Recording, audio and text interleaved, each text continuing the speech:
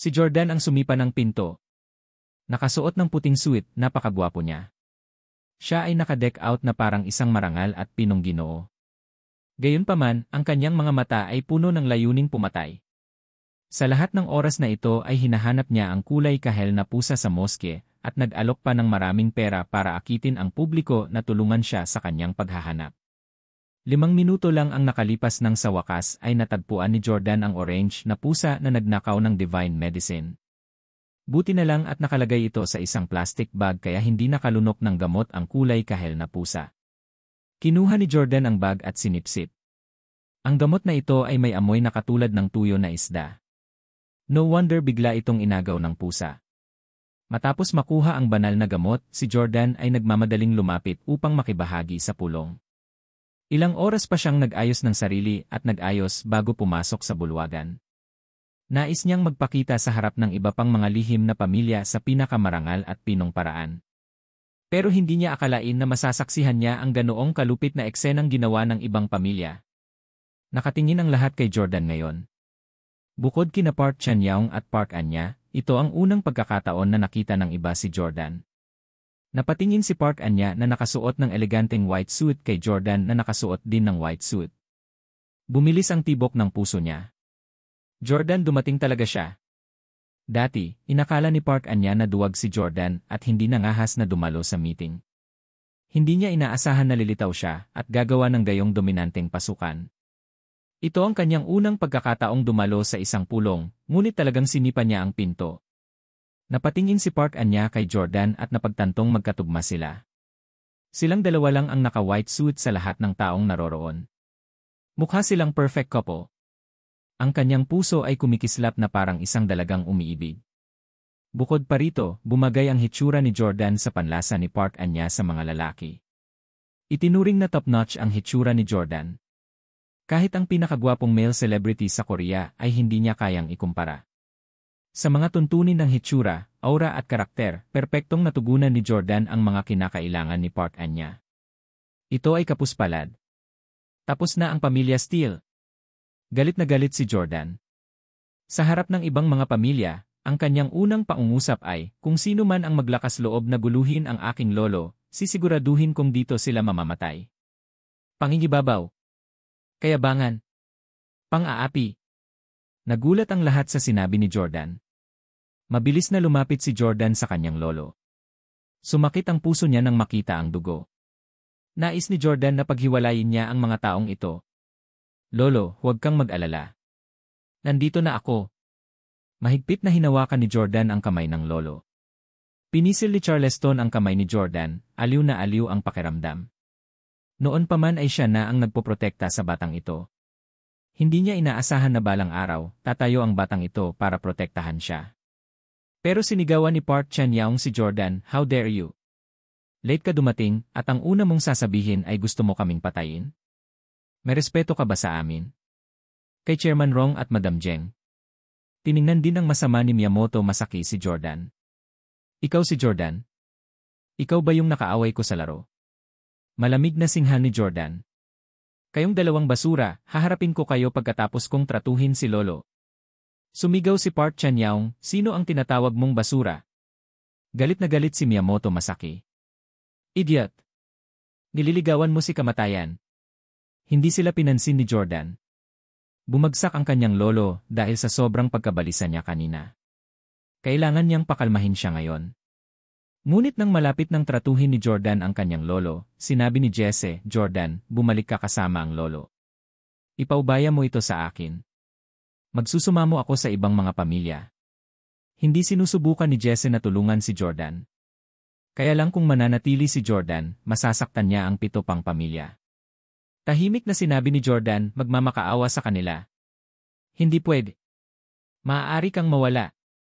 Itinulak si Jess palayo, itinaas ni Jordan ang kamiseta ni Charleston, idiniin ang kanang kamay sa kanyang likod.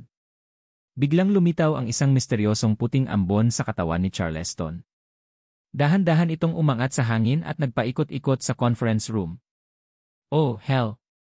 Saan nanggaling ang puting ambon? Paano niya ginagawa?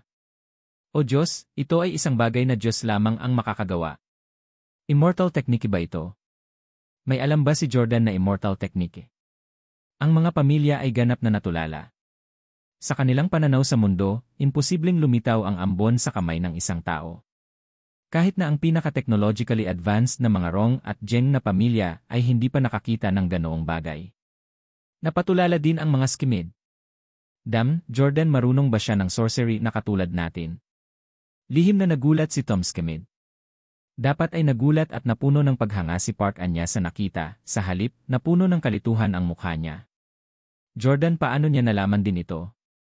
Malinaw na nakita ni Park Anya ang immortal na pamamaraan na ito dati. Gayon din, nakita na ni Park Chan-young si Jordan na naglaro ng trick na ito noon, ngunit hindi niya sinabi kay Park Anya ang tungkol dito.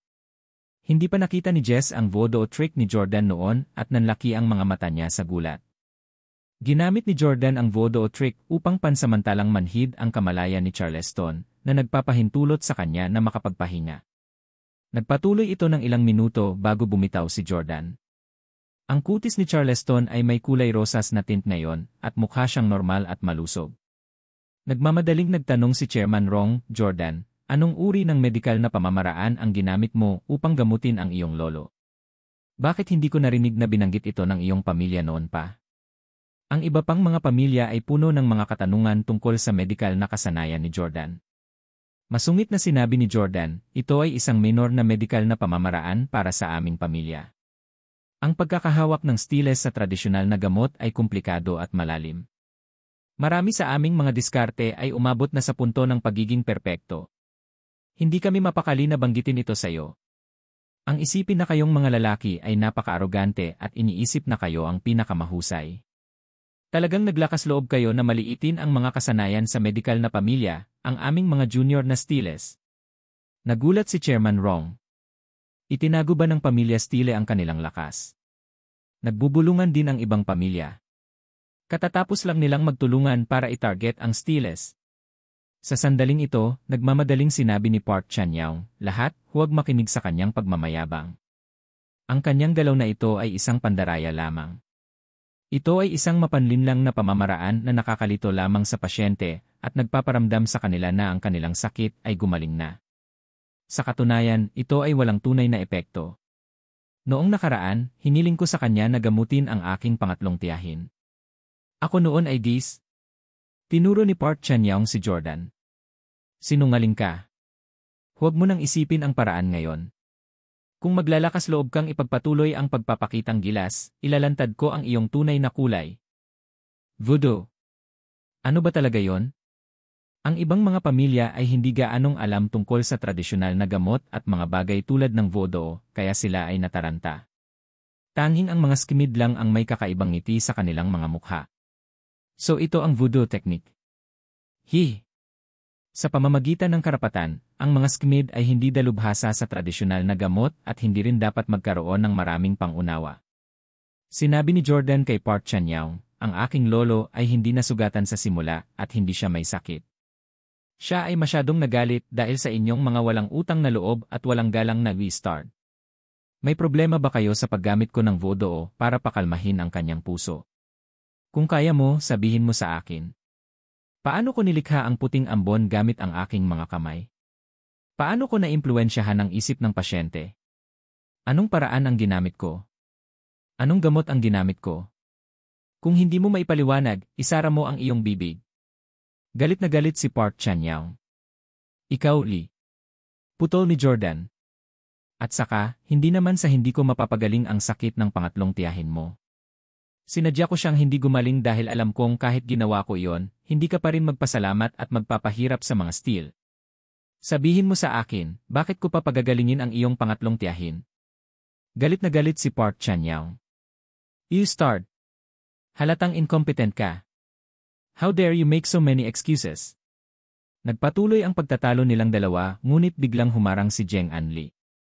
Mr. Park Chan-young, don't tell me you hold a grudge dahil hindi niya mapagaling ang pangatlong tiyahin mo. Kaya naman nagmumungkahi kang sipain ng Stiles. Ang mga miyembro ng 8 mahuhusay na pamilya ay hindi masyadong maliit. Nabalitaan ko na ang pamilya Park mo ay patuloy na nagpapaunlad ng iyong mga medikal na kasanayan, kaya dapat na sila ay medyo advanced.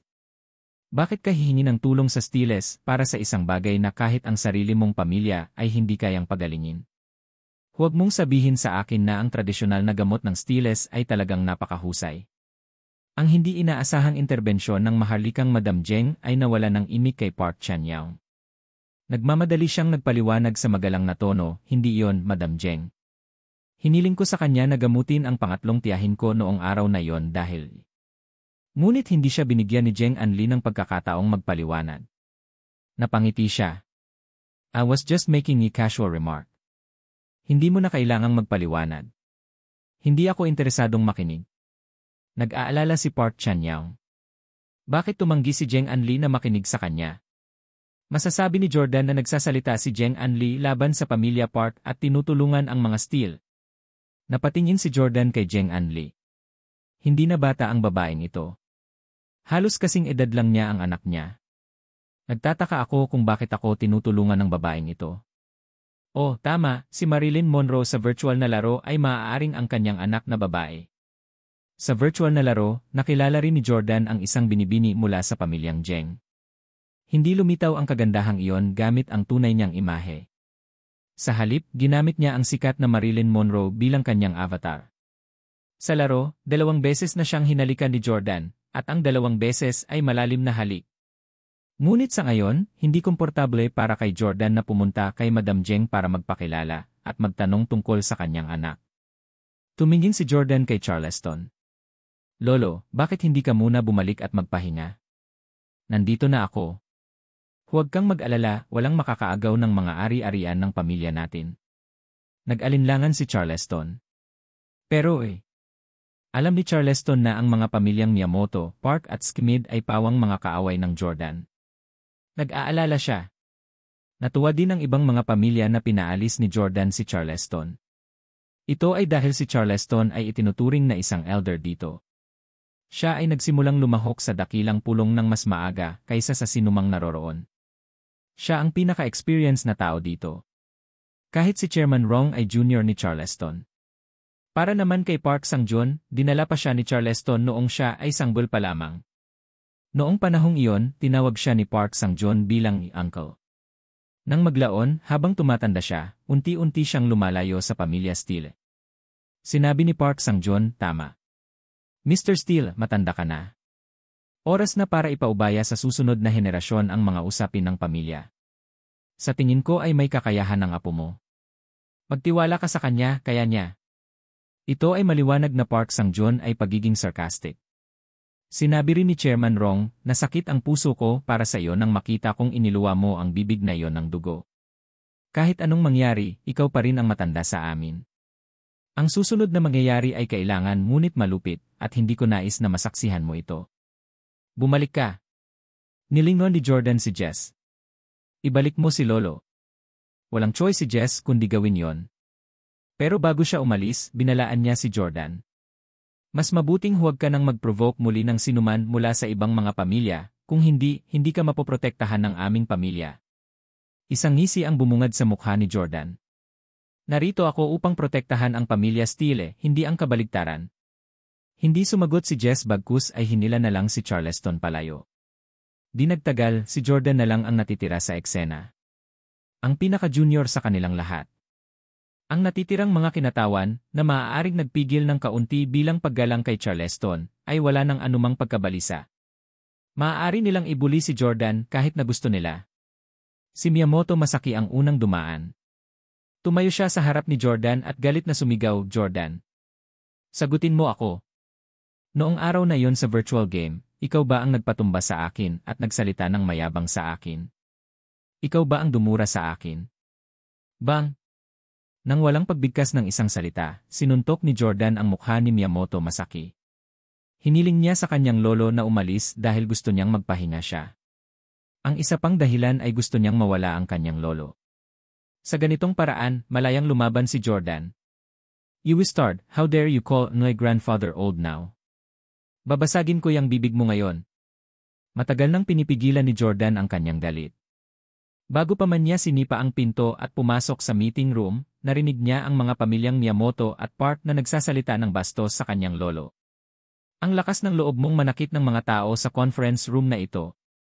Isa itong marangal at mahalagang pagpupulong. Pinuna ni Park Chan-young si Jordan. Desididong humakbang si Jordan at sinampal si Park Chan-young. Smack! Sobrang lakas ng sampal niya. Galit na sinabi ni Jordan, kung alam ko lang na magagalit ka sa lolo ko ng husto ngayon, dapat pinatay na kita sa unang pagkakataon na nakita kita. Galit na galit si Park Sang-joon, "Ye start. How dare you hit my son?" Smack! Isa pang sampal ang umalingaw-ngaw. This time, sinampal ni Jordan ang mukha ni Park Sang-joon. Si Park Sang-joon ang nakatatanda kay Jordan.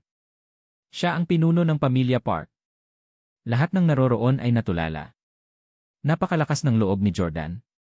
Sinamaan ng tingin ni Jordan si Park Sang-joon, "Young grateful we start. Dinadala ka ng lolo ko noong sanggol ka pa lang.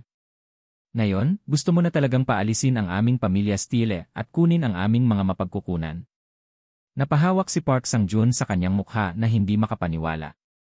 Tinuro niya si Jordan. "Rebellion. Ang lakas ng loob mong sampalin ako. Wala nang lugar sa mundong ito para sa'yo." Ngumisi si Jordan. "Tama. Nagre-rebelde ako ngayon. Sa halip na maupo at maghintay na paalisin ng ibang pamilya, mas mabuting magkusa na lang na atakihin muna sila." 3 taon ng kasal sa pamilya Camden, isang bagay ang natutunan ni Jordan, sa halip na subukang magustuhan ka ng isang tao sa pamamagitan ng pagiging mabait, mas mabuting matakot at igalang ka ng taong iyon. Hindi ba naging mabuti si Jordan sa asawa niyang si Hailey? Hindi ba siya naging mabuti sa biyenan niyang si Sylvie? Ano ang naging resulta? Parang basura ang trato ni Sylvie kay Jordan sa tuwing nakikita niya ito. Ganon din sa mga pamilya dito. Walang kwenta ang pabor sa kanila. Sa halip, mas mabuting kumilos ng matigas at takutin sila. Sa ganitong paraan, maaaring isipin nila na mayroon ka talagang lihim na trump card. Nang makita kung gaano ka-arogante si Jordan, maging si Chairman Rong ay medyo kinakabahan. Naisip niya sa kanyang sarili, minamaliit ko ba ang Steeles? Ano ang mayroon ng taong ito na naglakas loob siyang kumilos ng mayabang? Ang bawat pamilya ay may kanya-kanyang sikreto. Wala sa kanila ang nakakaalam ng tunay na lakas ng iba. Galit na sinabi ni Miyamoto Masaki, "Jordan, ito ay isang sagradong pagpupulong. Ayokong makitungo sa iyo dito at masira ito. Maglakas loob ka bang sumama sa akin? Mag-away tayo ng one-on-one." Mabilis na dagdag ni Park Chan-young. "Tama. Isang one-on-one na laban kay Mr. Miyamoto. Pumayag ka dito sa laro.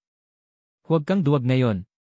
Sa isip ni Park Chan-young, alam niya na dahil nangahas si Miyamoto Masaki na makipag one-on-one kay Jordan, tiwala siyang mananalo. Mumuso si Jordan. "Sige, ipaglalaban kita ng one-on-one. This time, aaminin ko na ang pagkatalo mo." Isa rin itong magandang pagkakataon para makita ng ibang pamilya ang lakas ng mga inapo ng pamilya Steele. Anyway, nakuha na ni Jordan ang Divine Medicine. Hindi siya natatakot na makipaglaban sa sinuman ng one-on-one. CJ. Naging seryoso si Miyamoto Masaki. "Lahat mangyaring sumunod sa akin sa labas.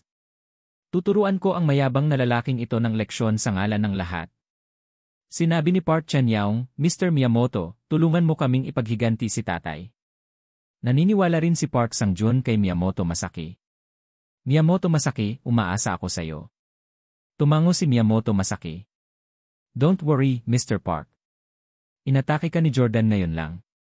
Tuturuan ko talaga siya ng leksyon at luluhod at yumuko sa iyo para humingi ng tawad." Tumawa si Park Sang-joon, "Mabuti, mabuti." Tinignan sila ni Jordan ng masama. Gusto nilang humingi siya ng tawad sa taong nagpasuka ng dugo sa lolo ko. "Mangarap ka." Bago lumabas, tig-isa sina Miyamoto Masaki at Jordan sa banyo. Hindi dahil sa kailangan nilang pumunta sa palikuran, kundi dahil pareho nilang gustong ubusin muna ang gamot na nakapagpapalakas ng lakas. Makalipas ang 10 minuto, nakarating sila sa isang eskinita sa labas ng gusali. Ang mga bahay dito ay puro asul at puti.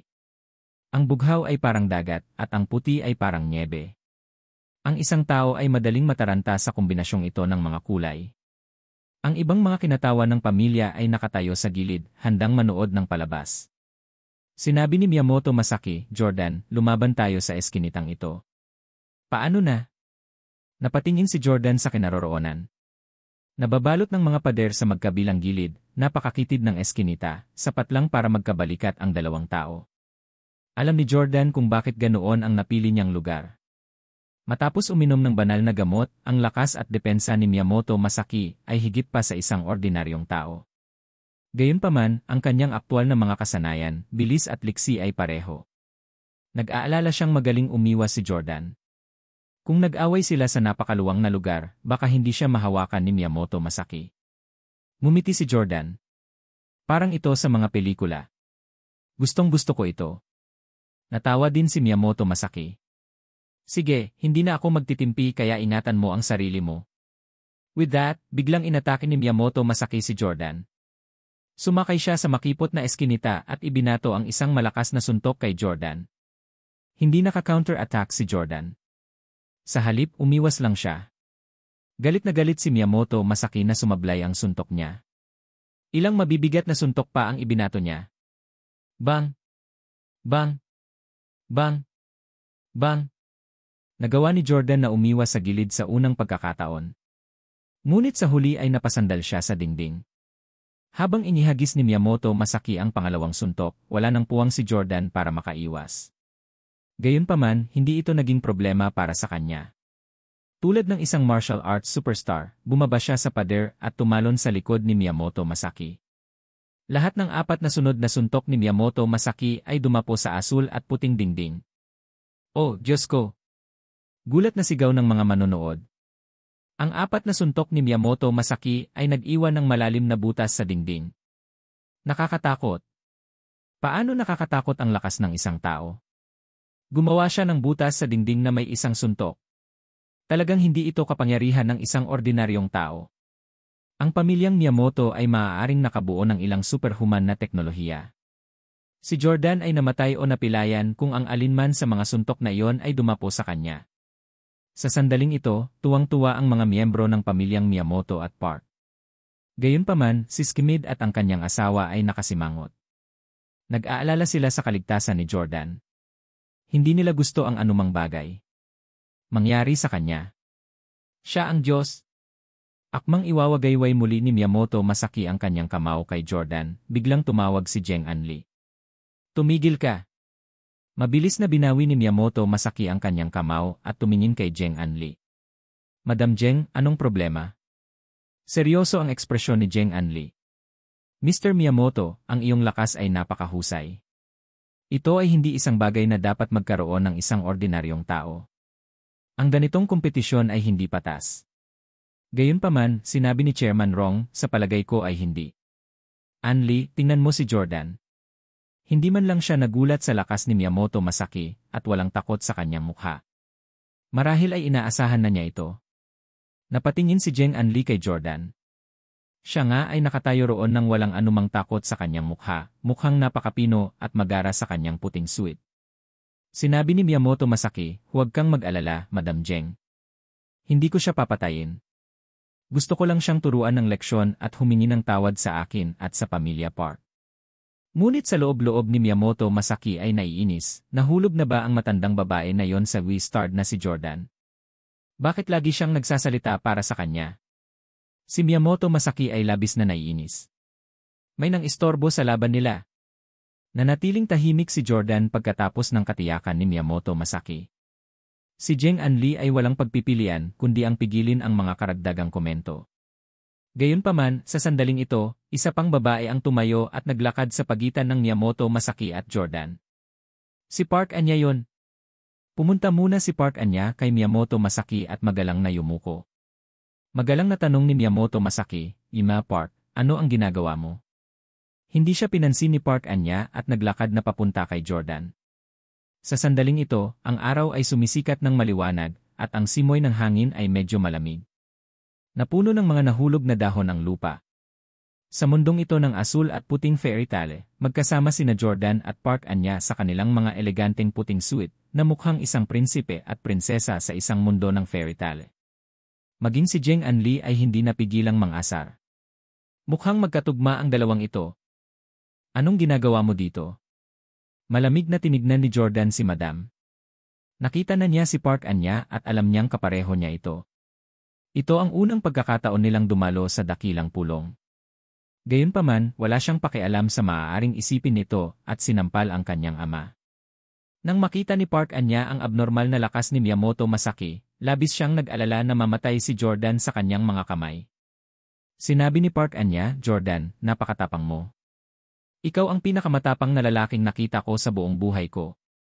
Pero minsan, ang pagiging masyadong walang takot ay hindi magandang bagay. Humingi ka ng tawad kay Mr. Miyamoto. Ayokong makita kang mamatay sa kanyang mga kamay o maging lumpo magpakailanman." Alam ni Park Anya na may gusto sa kanya si Jordan simula pa noong 4 na taon na ang nakakaraan. Nagustuhan din siya ni Park Anya, ngunit hindi niya ito tinatrato bilang isang potensyal na kapareha. Gayunpaman, hindi niya talaga kayang makitang lumpo siya. Galit na galit si Park Sang-joon. "Anya, anong ginagawa mo? Bumalik ka na. Bawal mong kausapin yang halimaw na yan." Hindi inaasahan ni na Park Sang-joon at Park Chan-young na si Park Anya ang magkukusa na makipag-usap kay Jordan. Saka parang magkakilala silang dalawa. Tinukso ni Jeng Anli si Park Sang-joon, "Tignan mo kung gaano kakabahan ang anak mo. Baka mag-asawa sila ni Jordan. Magkakasundo silang dalawa. Pwedeng maging in-laws ang Steels at Parks." Ganti ni Park Sang-joon, "Madam Jeng, nagbibiro ka siguro. Paano tayo magiging in-law sa pamilya Steel? Hindi sila karapat-dapat." Nagsisi si Park Sang-joon na isinama si Park Anya. Pakiramdam niya ay pinapahiya niya ang pamilya Park. Pero nang makita ni Park Anya na nagkakaproblema si Jordan, wala siyang choice kundi ang umakyat. Kung tutuusin, nailigtas niya ang buhay niya noon. Labis na natouch si Jordan na naglakas loob si Park Anya na humakbang at sabihin ang mga salitang iyon sa kanya. Gayunpaman, sinabi niya, "Madam, kung ako ay luluhod at humingi ng awa kay Miyamoto Masaki at sa iyong ama ngayon, ako pa ba ang magiging huwarang lalaki mo?" Alam ni Jordan na mataas ang inaasahan ni Park Anya para sa kabilang kalahati niya. Kung lumuhod si Jordan at humingi ng awa ngayon, tiyak na masisira ang imahe nito sa puso nito. Hinding-hindi siya pipili ng ganoong hamak na lalaki. Nag-iwas ng tingin si Park Anya at hindi direktang tumugon. "Hindi mo kailangang maging ideal man ko. Sa halip, mas dapat kang mag-alala tungkol sa iyong buhay at kamatayan." Tumawa ng malakas si Jordan. "After kissing you last time, I've missed you so much. I always think about how to carry you to a big bed and make you submit to me. How can spoiled my image in your eyes?" Actually, ayaw talagang ituloy ni Jordan si Park Anya ngayon. Sinabi lang niya ang mga katagang iyon para galitin ang pamilya Park. "You start." Sa sobrang galit ni Park Sang-joon ay nanginginig ang kanyang mga kamay. Sinampal siya ng binata na ito at ngayon ay sinasabing gusto niyang matulog kasama ang kanyang anak na babae. "Anya, bumalik ka kaagad dito. Hindi mo pa ba sapat na napahiya ang sarili mo?" Malungkot na tiningnan ni Park Anya si Jordan. "Dahil pinipilit mong maging matigas ang ulo, hindi na kita maaawa pagkatapos mong baldado." With that, tumalikod na si Park Anya at naglakad palabas ng eskinita. Gayunpaman, pagkatapos niyang bumalik sa panig ng kanyang pamilya, sinampal siya ng kanyang ama. Smack! Sinampal ni Park Sang-joon ang makinis na mukha ni Park Anya. "Ang alam mo lang ipahiya ang pamilya. Bakit mo siya pinuntahan?" Si Park Sang-joon ay palaging pinapaboran ang mga lalaki kaysa mga babae. Napakatanda na ni Park Anya, ngunit ito ang unang pagkakataon na pinayagan niya itong pumunta sa dakilang pagpupulong. Pinahiya si Park Anya sa harap ng iba pang mga lihim na pamilya. Siya ay isang napaka-proud na babae. Sa buong buhay niya, hindi pa nakikilala ni Jordan ang babaeng kasing proud ni Park Anya. Paano niya natitiis na masampal sa harap ng iba pang malalaking pamilya? Agad na tumulo ang mga luha sa kanyang mukha, puno ng hinaing. Nang makita ito, hindi nakatiis si Jordan. Naglabas siya ng card mula sa kanyang bulsa at pinaikot-ikot ito sa ere. Swoosh! Hiniwa ng card ang matandang mukha ni Park Sang-joon, nag-iwan ng bakas ng dugo. "Ah!" Tinakpan ni Park Sang-joon ang kanyang mukha sa sakit. Binalaan siya ni Jordan. "Sino ba ang nagpahintulot na saktan mo ang babae ko?" "Ikaw, Lee." Malapit nang sumabog si Park Sang-joon, tinuturuan niya ng leksyon ang anak niya, pero nangahas si Jordan na makialam. Sa sandaling ito, medyo naiinip si Miyamoto Masaki. "Jordan, huwag ka nang mangarap. Malapit nang matapos ang Steelers. How dare you even think about marrying the daughter of the Park family? Are you worthy? Take this. Muling sinalakay ni Miyamoto Masaki si Jordan. Gayunpaman, si Jordan ay lubhang maliksi kahit nasa makipot na eskinita. Ginamit niya ang pader para makaiwas. Hindi man lang siya matamaan ng kabilang partido. Pagkatapos ng ilang palitan, masasabi ng lahat na si Jordan ay kasing liksi ng isang unggoy, habang si Miyamoto Masaki ay kasing clumsy ng isang baboy. Galit na galit si Miyamoto Masaki. Jordan! Duwag kang brute! Tumigil ka sa pagtalon sa buong lugar. Tumayo ka dyan na parang tunay na lalaki at makipagpalitan ng suntok. Tanong ni Jordan, magpalitan ng suntok. Sinabi ni Miyamoto Masaki, tama. Kamao laban sa kamao. Tignan natin kung sino ang mas malakas. Maglakas loob ka ba? Ngumiti si Jordan. Naman. Naikuyom ni Miyamoto Masaki ang kanyang mga kamao at muling inatake si Jordan. Sa pagkakataong ito, hindi umiwas si Jordan. Sa halip, iniunat niya ang kanyang kanang kamao. Bang! Nagkasalubong ang kanilang mga kamao. Ah! Isang mahinang sigaw ang pinakawalan ni Park Anya at tinakpan ang kanyang mga mata. Ayaw niyang makitang natatalo si Jordan at nadudurog ang kamao nito. Naniniwala ang lahat sa kasalukuyan na matatalo si Jordan. Pagkatapos ng lahat, si Miyamoto Masaki ay masyadong malakas. Gayunpaman, may nangyaring hindi inaasahan. Si Jordan ay nakatayo roon na hindi nasaktan, habang si Miyamoto Masaki ay sumigaw sa sakit at napilitang paatras. Ano? Paano nangyari ito? Hindi makapaniwala sina Miyamoto Chujiro, Park Sang-joon at ang iba pa. Ang lakas talaga ni Jordan ay daig pa ang kay Miyamoto Masaki. Bang! Agad na iniunat ni Jordan ang kanyang kanang paa at sinipa si Miyamoto Masaki na pinalayas. Bumagsak. Si Miyamoto Masaki ay nahiga sa lupa sa malungkot na kalagayan. Imposible yan. Sigaw ni Miyamoto Chujiro. Alam niya na ang kanyang anak ay uminom ng banal na gamot ng pamilya. Ang kanyang lakas at depensa ay dapat na pambihira. Imposibleng matalo siya ng ganoon kadali. Ang hindi nila alam ay nakainom din pala si Jordan ng divine medicine. Ang natural-born na lakas ni Miyamoto Masaki ay mas mababa kaysa sa Jordan. Ang dalawa sa kanila ay uminom ng parehong gamot na isang amplifier lamang ng kanilang likas na lakas. Bilang resulta, ang pinahusay na lakas at depensa ni Jordan ay higit na mas malaki kaysa kay Miyamoto Masaki. Diyos ko ni! Tinakpan ni Park Anya ang kanyang bibig na ikinagulat niya. Tumangging umatras, galit na sumigaw si Miyamoto Masaki, idiot.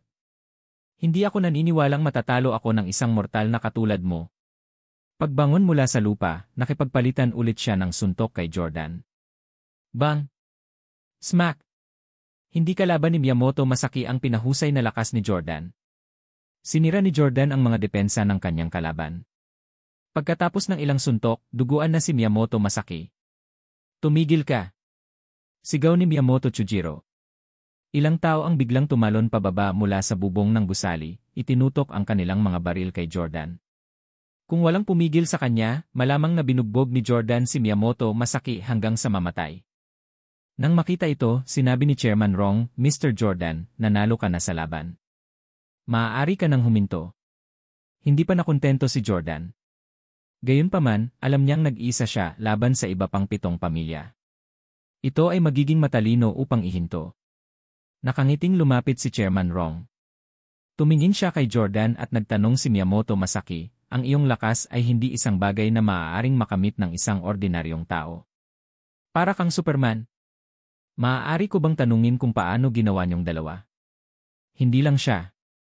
Ang ibang mga pamilya ay ganoon din ka-curious. Sumagot si Miyamoto Chujiro sa ngalan ng kanyang anak, Chairman, sa totoo lang, ang lakas ng anak ko ay pambihira dahil uminom siya ng espesyal na divine medicine. Oh! Anong gamot yan? Tanong ni Chairman Rong. Hindi talaga gustong ibunyag ito ni Miyamoto Chujiro, ngunit ang laban na yon ay naglantad sa kanila at wala siyang pagpipilian kundi gawin ito. Sinabi ni Miyamoto Chujiro, ito ay isang gamot na lihim na binuo ng aming pamilya sa loob ng mga dekada. Nakakapagpalakas ito ng pangangatawan ng isang tao. Napatulala ang ibang pamilya. Kaya ang pamilya Miyamoto ay lihim na gumagawa ng gamot na ito sa lahat ng mga taon na ito. Nakakamangha. Bagamat ito ang edad ng mga armas, palagi akong naghahangad ng isang hindi magagapi na katawan. Tumango si Chairman Rong, puno ng paghanga ang kanyang mga mata sa pamilya Miyamoto. Tumingin si Chairman Rong kay Jordan. Ano ka ba Mr. Jordan? Uminom ka rin ba ng gamot? Hindi, mabilis na sagot ni Jordan. Bullshit. Si Miyamoto Masaki ay nahihiya ng magsalita, ngunit agad siyang gumanti nang marinig ang pahayag ni Jordan. Siguro nakainom ka ng gamot. Higit pa sa akin ang lakas mo. Hindi ito lakas ng isang normal na tao. Hindi ka 300-pound monster. Saan ka nakakuha ng ganyang lakas? Sabi mo hindi ka uminom ng kahit anong espesyal na gamot. Tingin mo ba lahat tayo ay tanga? Sigurado si Miyamoto Masaki na nakainom din ng gamot si Jordan. Pinanlakihan siya ng mata ni Jordan. Talo na kita, anong karapatan mo para magalit? Sinabi ko lang na hindi ako umiinom ng gamot pero hindi ko naman itinanggi na gumamit ako ng iba. Nagpa-serum injection ako. Serum. Nagulat ang ibang mga kinatawa ng pamilya. Ang pamilyang Steele ay talagang nakagawa ng serum. Ito ay isang bagay na mas komplikado kaysa sa ilang gamot sa bibig. Naalala ni Chairman Rong na ang Captain America sa mga pelikulang Marvel ay naturukan din ng ilang suwero. Ginawa ba ng pamilya Steele ang fiction sa katotohanan? Tuwang-tuwa ang matandang lalaki. Mr. Jordan, ang serum na sinasabi mo ay... Biglang, si Chairman Rong, ang pinuno ng 8 dakilang pamilya, ay naging lubhang magalang kay Jordan. Inilagay ni Jordan ang kanyang mga kamay sa kanyang likuran at nagkunwaring mukhang malalim. Anya, ang serum na ito ay isang bagay na binuo ng aking pamilya sa loob ng mga dekada. Ito ay lubos na makapagpapaganda sa iba't ibang mga funksyon ng katawan ng isang tao, kabilang ang lakas, liksi, depensa at iba pa. Lahat ay nakakita ng Captain America, tama ba? Ito ay katulad ng serum na iyon. Pinangalanan ng aking pamilya ang serum na ito na Miracle. Himala. Mirakuru. Galit na galit si Miyamoto Masaki. Impossible. Ang Mirakuru serum ay isang bagay na nabubuo ng aming pamilyang Miyamoto. Ito ay may parehong epekto tulad ng sinabi mo. Ngunit ang ganitong uri ng serum ay napakahirap i-develop. Imposibleng matagumpay mong nabuo ito bago kami. Nagulat ang lahat. Kaya ang pamilya Miyamoto ay nagsasaliksik din ng serum na ito. Ngunit sa katotohanan, ang Steeles ay hindi kailanman nakabuo ng anumang miracle serum. Nagsisinungaling si Jordan sa lahat. Alam niya na ang pamilya Miyamoto ang nagpapaunlad nito, kaya sinasadya niya itong sinabi. Tiningnan ni Jordan si Miyamoto Masaki nang may pang-aalipusta. Paano maihahambing ang teknolohiya ng iyong pamilyang Miyamoto sa atin? Nabuo na natin ang ating miracle serum 0 taon na ang nakakaraan, ngunit hindi pa nga kayo nagtagumpay. Basura ka talaga. Sino ang nagsabing hinihila ng mga Steele ang iba pang mga lihim na pamilya pababa? Ang ibang mga pamilya ay palaging minamalas ang Steeles. Naisip nila na ang Steeles ay hindi nakagawa ng malaking pag-unlad sa nakalipas na ilang dekada. Nagulat sila kay Jordan ngayon. Kung ang pamilya Steele ay talagang nakabuo ng isang serum na nakakalaban sa langit, ang kanilang kadalubhasaan sa lugar na ito ay talagang hindi maarok. Tanong ni Chairman Rong, Mr. Jordan, maaari mo bang hayaang subukan ko rin ang serum at maramdaman kung gaano ito kalakas? Hindi. Agad namang tinanggihan ni Jordan. Ang pag-iniksyon ng serum ay dapat gawin sa ilalim ng pangangasiwa ng propesyonal na pangkat ng medikal ng aming pamilya. Hindi kita maaaring iturok sa iyo ng ganoon lang. Gayunpaman, kung magbago ang iyong isip at ihinto ang pag-target sa pamilya Steele, maaari kong isaalang-alang ang pagbibigay sa iyo ng isa pang regalo. Napakahalaga din ito. Nagtataka si Chairman Rong. Ano ito? Kinuha ni Jordan ang isang kahon mula sa kanyang bulsa at kumuha ng isang tableta mula rito. Inabot niya ito kay Chairman Rong. Ang aming beauty department head, si Helen, ang gumawa ng tableta na ito.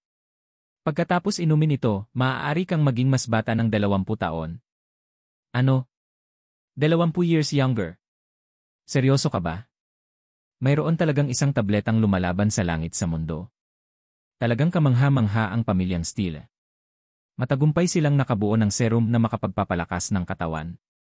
Nakabuo din sila ng isang banal na gamot na maaaring magpababa sa mga tao ng 20 taon. Goodness! Lubos naming minaliit ang lakas ng pamilya Steele. Pangalawa lang sila sa pamilya Rong. Siyempre, hindi binuo ng Steeles ang tabletang ito. Ninakaw ito sa pribadong ospital ng pamilya Park nang pumunta si Jordan sa South Korea. Nang makita ni Park Chan-young ang mukhang pamilyar na tableta, galit niyang itinuro si Jordan. Bastos ka. Malinaw na gamot ito ng pamilya Park natin. Ninakaw mo ang gamot ng pamilya natin at naglakas loob ka pang ialok kay chairman. Napatingin si Jordan kay Park Chan-young. Oh, nagre-research din ba ng gamot ang pamilya mo sa Park para magpabata? Sumabog si Park Chan-young, syempre. Ang aming pamilya ay nagsasaliksik sa lugar na ito sa loob ng mga dekada. Nagawa na namin ito bago pa ang iyong pamilya.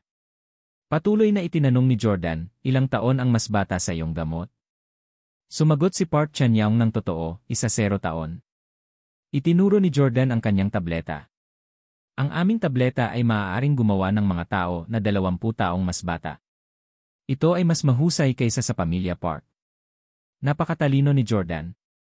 Hindi niya itinanggi ang gamot ng pamilya Park, sa halip, ginamit niya ang mga ito bilang isang stepping stone sa paglikha ng mas malakas na reputasyon para sa Steelers. Ikaw nagsisinungaling ka. Labis na bigo si Park Chan-young. Siyempre nagsisinungaling si Jordan. Gayunpaman, magtatagal bago magkabisa ang gamot. Sa ngayon, walang paraan ang 7 pamilya para patunayan na nagsisinungaling si Jordan. May pagdududa na uminom ng gamot si Chairman Rong. Maaari ba talaga nitong gawing mas bata ng 10 taon ang isang tao? Ang aming pamilya ay hindi kailanman gumawa ng maraming pananaliksik sa aspetong ito, kaya halos hindi ako makapaniwala. Ang pamilya Rong sa pangkalahatan ay nakatuon sa kanilang pananaliksik sa mga malalaking bagay, tulad ng paggalugad sa kalawakan. Tanging ang maliit na pag-isip na pamilya Park ang pipiliin na tumuon sa mga mababaw na bagay tulad ng pagpapabuti ng hitsura ng isang tao. Ngumiti si Jordan. Nagkataon na naibigay ko ang gamot na ito sa isang American female celebrity dati. Maganda ang pag-unlad niya at mas bata na siya ng higit sa 10 taon. Oh, isang American celebrity. Sino ito? Si Chairman Rong ay napaka-curious na malaman. Nakangiting nagpatuloy si Jordan. Scarlett Johansson. Ang sikat na Black Widow na si Scarlett Johansson mula sa Hollywood. Alam ng lahat kung sino siya. Ngunit ngayon, galit na galit si Park Chan-young na halos hindi na siya makahinga. Nauutal niyang sabi sa galit. Ikaw ang kalokohan mo. Ako ang gumamot kay Ska. Scarlett Johansson. Ako ang nagpabata sa kanya. Ikaw kinikilala mo ang mga nagawa ng Park family. Ikaw ay walang hiya at kasuklam-suklam. Si Park Chan-young ay palaging nabubuhay ng komportableng buhay ng isang young master mula sa isang piling mayayamang pamilya. Hindi niya kailanman naranasan ang ganitong uri ng pag-urong at pagkabigo. Galit na galit siya na halos hindi niya maituwid ang kanyang mga salita. Bilang tugon, si Jordan ang larawan ng kalmado. You're really interesting. You copy whatever say. Gusto mo ba akong gayahin? Galit na galit si Park Chan-young. Ikaw. Jordan retorted, ano naman ako? Dahan-dahan lang, bata. Huwag kang sakal sa sarili mong laway tapos sisihin mo ako. Iyay ka. Napakunot ang noo ni Chairman Rong nang marinig niya ang pagmura ni Park Chan-young. Nagmamadaling paalala ni Park Sang-jun sa kanyang anak. Huwag kang magmura. Ang pagmumura sa naturang elite meeting ay isang insulto sa iba at pinababa ang kanilang katayuan. Sinabi ni Chairman Rong, kilala namin si Scarlett Johansson at hindi magiging mahirap para sa amin na kunin ang kanyang impormasyon sa pakikipag-ugnayan at tanungin siya ng personal. Sinabi ni Jordan, hindi na kailangang dumaan sa napakaraming problema. Mayroon akong numero niya. Maaari ko siyang tawagan ngayon at hayaan siyang sabihin sa iyo ng personal kung sino ang gumamot sa kanya. Makalipas ang ilang pagpindot sa cellphone ay agad na nag-video chat si Jordan kay Scarlett Johansson. Habang gumagamit siya ng advanced na telepono, ini-project ni Jordan ang screen sa air para makita ito ng lahat. Sa sandaling lumitaw si Scarlett Johansson, nagulat ang lahat. O aking Diyos, si Scarlett Johansson ay talagang naging mas bata ng higit sa 10 taon. Akala ko nagbibiro si Jordan. Pero ginawa niya talaga. Talagang kamangha-mangha ang pamilyang Steele. Isa lamang itong pagpapala para sa lahat ng kababaihang mahilig sa kagandahan. Bati ni Jordan kay Scarlett Johansson. Hi, Scarlett. Kamusta ka na? Ngumiti si Scarlett Johansson. Okay lang ako, Jordan. Ikaw naman? Sagot ni Jordan, ganun pa rin ako. Medyo gumaling na ang mukha mo. Mas bata ka na ng 12 tandang bawas 13 taon. Sa isang buwan o dalawa, mas bata ka ng 20 taon.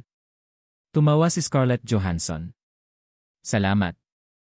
Ito ay lahat salamat sa gamot ng pamilya Steele. Salamat sa pagpapagamot sa akin at pagpayag na bumalik ako sa tuktok ng aking hitsura.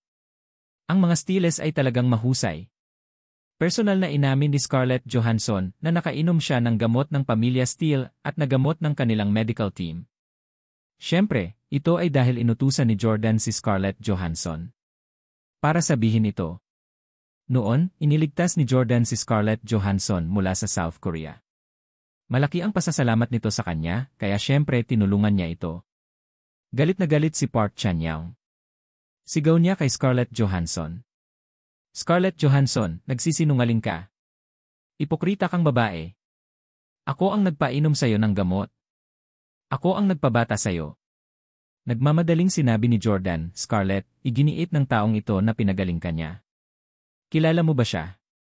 Tumingin si Scarlett Johansson kay Park Chan-young at umiling. Paumanhin, hindi ko pa nakita ang lalaking ito dati. Hindi ko maintindihan kung bakit siya gumagawa ng ganoong pag-aangkin. Si Scarlett Johansson ay isang artista at ang pag-arte ang pinakamagaling niya. Agad niyang kinumbinsi ang iba pang kinatawa ng pamilya. Naiinis si Park Chan-young. Itinuro niya si Scarlett Johansson at sinabing, Bolshny. Nahawakan ko pa yung Smack! Sinampal ni Jordan si Park Chan-young nang makitang may bastos itong sasabihin. You start. How dare you insult my friend? Naramdaman din ni Chairman Rong at ng iba pa na wala sa linya ang ugali ni Park Chan-young.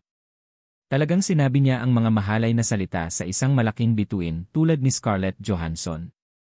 Nagmamadaling humingi ng tawad si Jordan kay Scarlett Johansson. I'm sorry, Scarlett. Huwag mong isapuso ang mga salita ng lokong ito. Si Scarlett Johansson ay nanatiling kalmado at mapagbigay. Hindi siya na-trigger ni Park Chan-young kahit na talagang sinamantala siya nito noong siya ay nasa pribadong ospital ng pamilya Park. Sa halip ay ngumiti lang siya. Ayos lang, Jordan. Madalas akong natatalo tulad niya na nagpapantasya sa akin. Agad namang sumagot si Park Chan-young, I'm a loser. I have so much money that their combined weight can crush you. Kalmadong nakangiti pa rin si Scarlett Johansson. Fan ko rin si Kevin Durant. Marami rin siyang pera, pero walang halaga ng pera ang makakapagbura sa trash character niya sa trailer. Sir, hindi ka mas maganda sa kanya. Para kang small-time Korean gangster. Hahahan. Ang iba pang mga kinatawa ng pamilya ay natawa sa sinabi ni Scarlett Johansson. Hindi na sila hinayaan ni Jordan na ituloy ang usapan. Sige, salamat Scarlett. Sa susunod ulit tayo mag-usap. Ngayon, naniniwala ang lahat na mayroon talagang gamot sa mundong ito na maaaring magpabata sa mga tao ng higit sa 10 taon. At ang pamilyang Steele ang bumuo ng gamot na ito. Ang katayuan ng mga Steele sa mata ng ibang mga pamilya ay tumaas ng husto. Tuwang-tuwa si Chairman Rong habang hawak niya ang regalo ni Jordan sa kanyang mga kamay. Jordan, salamat sa pagbibigay mo sa akin ng napakamahal na regalo. At salamat sa pagpayag mong sabihin sa amin ang tungkol sa lihim na pagsasaliksik ng iyong pamilya. Dapat tayong lahat ay matuto mula sa iyong katapatan. Ang lahat ng mga pamilya ay may sariling lihim na pananaliksik at mga nakatagong motibo na itinatago nila sa iba. Handa si Jordan na ipakita ang matagal ng pananaliksik ng kanyang pamilya sa lahat ngayon. Ito ay lubhang kahanga-hanga. Gayunpaman, hindi talaga ipinakita ni Jordan ang matagal na pananaliksik ng Steeles. Ito ay sa pamilya Park. Sa sobrang galit ni Park Chan-young ay naging berde ang mukha niya. Hindi ito ang lihim na pagsasaliksik ng pamilya Steele. Ito ay pag-ari ng aming pamilyang Park. Ang mga Steele ay mga walang hiyang magnanakaw. Galit na sinabi ni Chairman Rong, Mr. Park Chan-young. Binabalaan kita. Kung patuloy kang magsalita ng walang pakundangan sa iba pang mga miyembro, huwag kang pumunta sa pulong sa susunod na taon. Nang makitang galit si Chairman Rong, nagmamadaling humingi ng tawad si Park Sang-joon sa ngalan ng kanyang anak. Paumanhin Chairman Rong, hindi sinasadya ng anak ko. Disiplinahin ko siya ng maayos. Lubusang pinarusahan, hindi na naglakas loob na magsalita pa si Park Chan-young. Naikuyom niya ang kanyang mga kamao at mukhang galit na galit. Naglakad si Jeng Anli patungo sa Jordan at nagtanong, "Darling, maaari mo ba akong bigyan ng isa sa mga tabletang iyon?" Napatingin si Jordan kay Jeng Anli. Ito ang unang pagkakataon na nagkita sila, ngunit tinatawag na niya itong darling. Masasabi ni Jordan na palakaibigan si Jeng Anli sa pamilya Steele. Tumango si Jordan. "Madam Jeng, ikaw lang ang hindi nagtaas ng kamay kanina. Maari kitang bigyan ng tableta. Sana ay matagumpay kang bumalik sa iyong kabataan." Inabot ni Jordan ang tableta kay Jeng Anli. Tuwang-tuwa si Jeng Anli. "Salamat. Ang aming mga pamilya ay dapat makipag-ugnayan ng higit pa sa hinaharap. Ang pamilyang Jeng ay maraming dapat matutunan mula sa Steeles." Nang makitang napalapit na si Jordan sa pamilya Jeng, agad na naglakad si Park Sang-jun, "Madam Jeng, mayroon din akong tableta dito na makakatulong sa iyo na bumalik sa tuktok ng iyong hitsura. Mangyaring tanggapin ito." Ngunit tumanggi si Jeng Anli sa lugar. "Salamat. Mayroon na akong gamot ng pamilya Steele. Hindi ko kailangan ng sayo. Ang gamot ng pamilya Steele ay nakakapagpababa sa akin ng 20 taon, mas mabuti ito kaysa sayo. Ang pamilya Jeng ay pangalawa lamang sa pamilya Rong. Hindi nila kailangan pang-alagaan. Kaya naman, hindi nila kailangang pakialaman kung ano ang iniisip ng pamilya Park." Napahiya si Park Sang-jun. Kasabay nito, napuno siya ng inggit at puot kay Jordan. Alam niyang nagsisinungaling si Jordan. Maging ang pamilya Park ay hindi pa nakakagawa ng gamot na maaaring magpababa sa isang tao ng 20 taon. Paano kaya nagtagumpay ang Steeles? Ngunit naniwala ang lahat kay Jordan. Malinaw na ninakaw ni Jordan ang kanilang gamot sa pagpapahusay ng kabataan. Hindi inaasahan ng pamilya Park na magkukunwari si Jordan na kanya ang kanilang gamot. Ngayon, ang mga Park ay dehado. Sinabi ni Chairman Rong, tapos na ang one-on-one na laban ni na Mr. Jordan at Mr. Miyamoto. Bumalik tayo at ipagpatuloy ang pagpupulong. Bumalik si Jess nang bumalik ang lahat sa conference hall. "Paano ba? Wala namang nangyari, di ba? Wala ka namang gulo, di ba?" Agad na tanong ni Jess kay Jordan. Siya ang panganay na kapatid ni Jordan, ngunit tila wala siyang pakialam sa kaligtasan ni Jordan. Sa halip, ang una niyang itinanong ay kung nagdulot ng gulo si Jordan at naapektuhan ang kanyang pansariling interes. Nanlamig ang puso ni Jordan. Hindi niya pinansin ang tanong at nagtanong, "Kumusta si Lolo?" Natutulog siya. Binabantayan siya ni Lota, sagot ni Jess. Tumango si Jordan at tumayo. Sa pagharap sa iba pang mga kinatawan ng pamilya, sinabi niya sa isang neutral na tono. "Paumanhin sa pagdating ng huli sa pulong na ito. Nabalitaan ko na isa sa mga agenda ngayon ay ang alisin ang Steeles sa hanay ng 8 lihim na pamilya. Sino ang sumang-ayon sa desisyong ito?" Agad na naging seryoso ang kapaligiran. Sinabi ni Chairman Rong, "Kanina lang wala si Jordan." "Paano ito? Bumoto ulit tayo. Sa mga sumasang-ayon na ang pamilya Steele ay dapat tanggalin sa hanay ng 8 lihim na pamilya, mangyaring itaas ang iyong mga kamay." Si Park Sang-jun ang unang nagtaas ng kamay. Ninakaw ni Jordan ang gamot ng pamilya Park at ginamit ito para ipakita. Nagalit ito sa buong pamilya ng Park. Medyo nag-alinlangan si Miyamoto Chujiro. Mirakuru Serum, matagumpay ba talaga nilang nabuo ito? Kung may kakayahan ang pamilyang Steele, hindi magiging katalinuhan na pukawin silang muli. Si Miyamoto Masaki, na pinahiya lang ni Jordan, ay labis na nagalit. "Dad, malamang ay gumamit si Jordan ng ilang underhanded na paraan upang madagdagan ang kanyang personal na lakas. Imposibleng matagumpay nilang mabuo ang Mirakuru Serum. Marahil ay ginamit niya ang parehong banal na gamot na ginawa ko upang palakasin ang kanyang pangangatawan. Kaya lang mas mababa ang natural kong lakas kaysa sa kanya. Baka matalo siya kapag ang pinakamakaya kong subordinate na dragon ang lumaban sa kanya." Naisip ito ni Miyamoto Chujiro. May punto ang anak niya. Kaya naman, itinaas ni Miyamoto Chujiro ang kanyang kamay. Napatingin ang lahat sa pamilya Schmid. Noong una, bukod sa mga pamilyang Park at Miyamoto, ang pamilya Schmid ay laban din sa Steeles. Sila ang ikatlong pamilya na nagtaas ng kanilang mga kamay. Gayunpaman, sa pagkakataong ito, hindi itinaas ni Tom Schmid ang kanyang kamay. Tumingin si Chairman Rong kay Tom Schmid. "Tom, hindi mo ba itataas ang iyong kamay?" Isang kakaibang ngiti ang ibinigay ni Tom Schmidt. Tama si Chairman Rong, hindi ako nagtataas ng kamay. Ngayon ko lang nasaksihan ang talento ni Mr. Jordan at nakumbinsi ako sa kanya. Gusto kong makipagkaibigan sa kanya. With that, tumingin si Tom Schmidt kay Jordan na may nakakatakot na ngiti. Tumingin si Jordan sa kanyang mga mata at siguradong sigurado na hindi siya ang tunay na ama ni Lota. Sean Handley. Agad na nakaramdam ng kaunting takot si Jordan. Ang taong nasa harap niya ay malamang na si Sean Handley, ang pinuno ng pamilya Handley na kumokontrol sa buong pamilya Schmidt. Ngunit paano kinokontrol ni Sean Handley si Tom Schmidt? Ito ba ay tulad ng isang pag-ari ng espiritu? Naabot kaya ng pamilyang Handley ang ganoong nakakatakot na antas? Biglang napansin ni Jordan na maraming alahas ang suot ni Schmidt at ng kanyang asawa. Bukod dito, ang mga alahas ay hindi mga luxury brand, ngunit iba't ibang disenyong mukhang tribo. Yung mga accessories nila medyo kakaiba. Posibleng ginagamit sila ni Sean para kontrolin ang mga Schmidt. Tahimik na nag-isip si Jordan. Tiningnan ni Chairman Rong ang mga pamilya Addington at House. Kumusta naman kayong dalawa? Ang dalawang pamilyang ito ay sumunod sa pangunguna ni Chairman Rong kanina. Itinaas lang nila ang kanilang mga kamay pagkatapos itaas ni Chairman Rong ang kamay niya.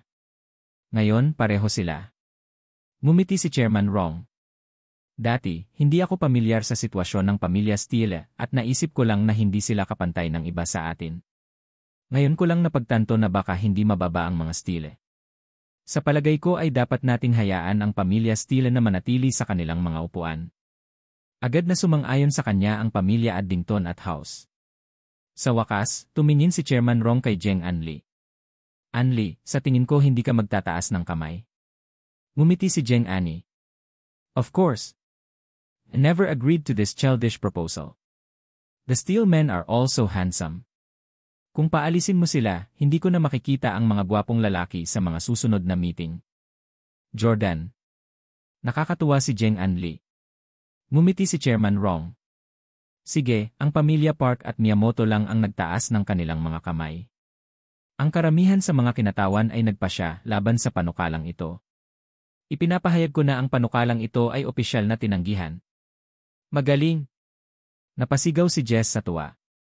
Agad siyang tumayo at yumuko sa iba. Salamat sa lahat.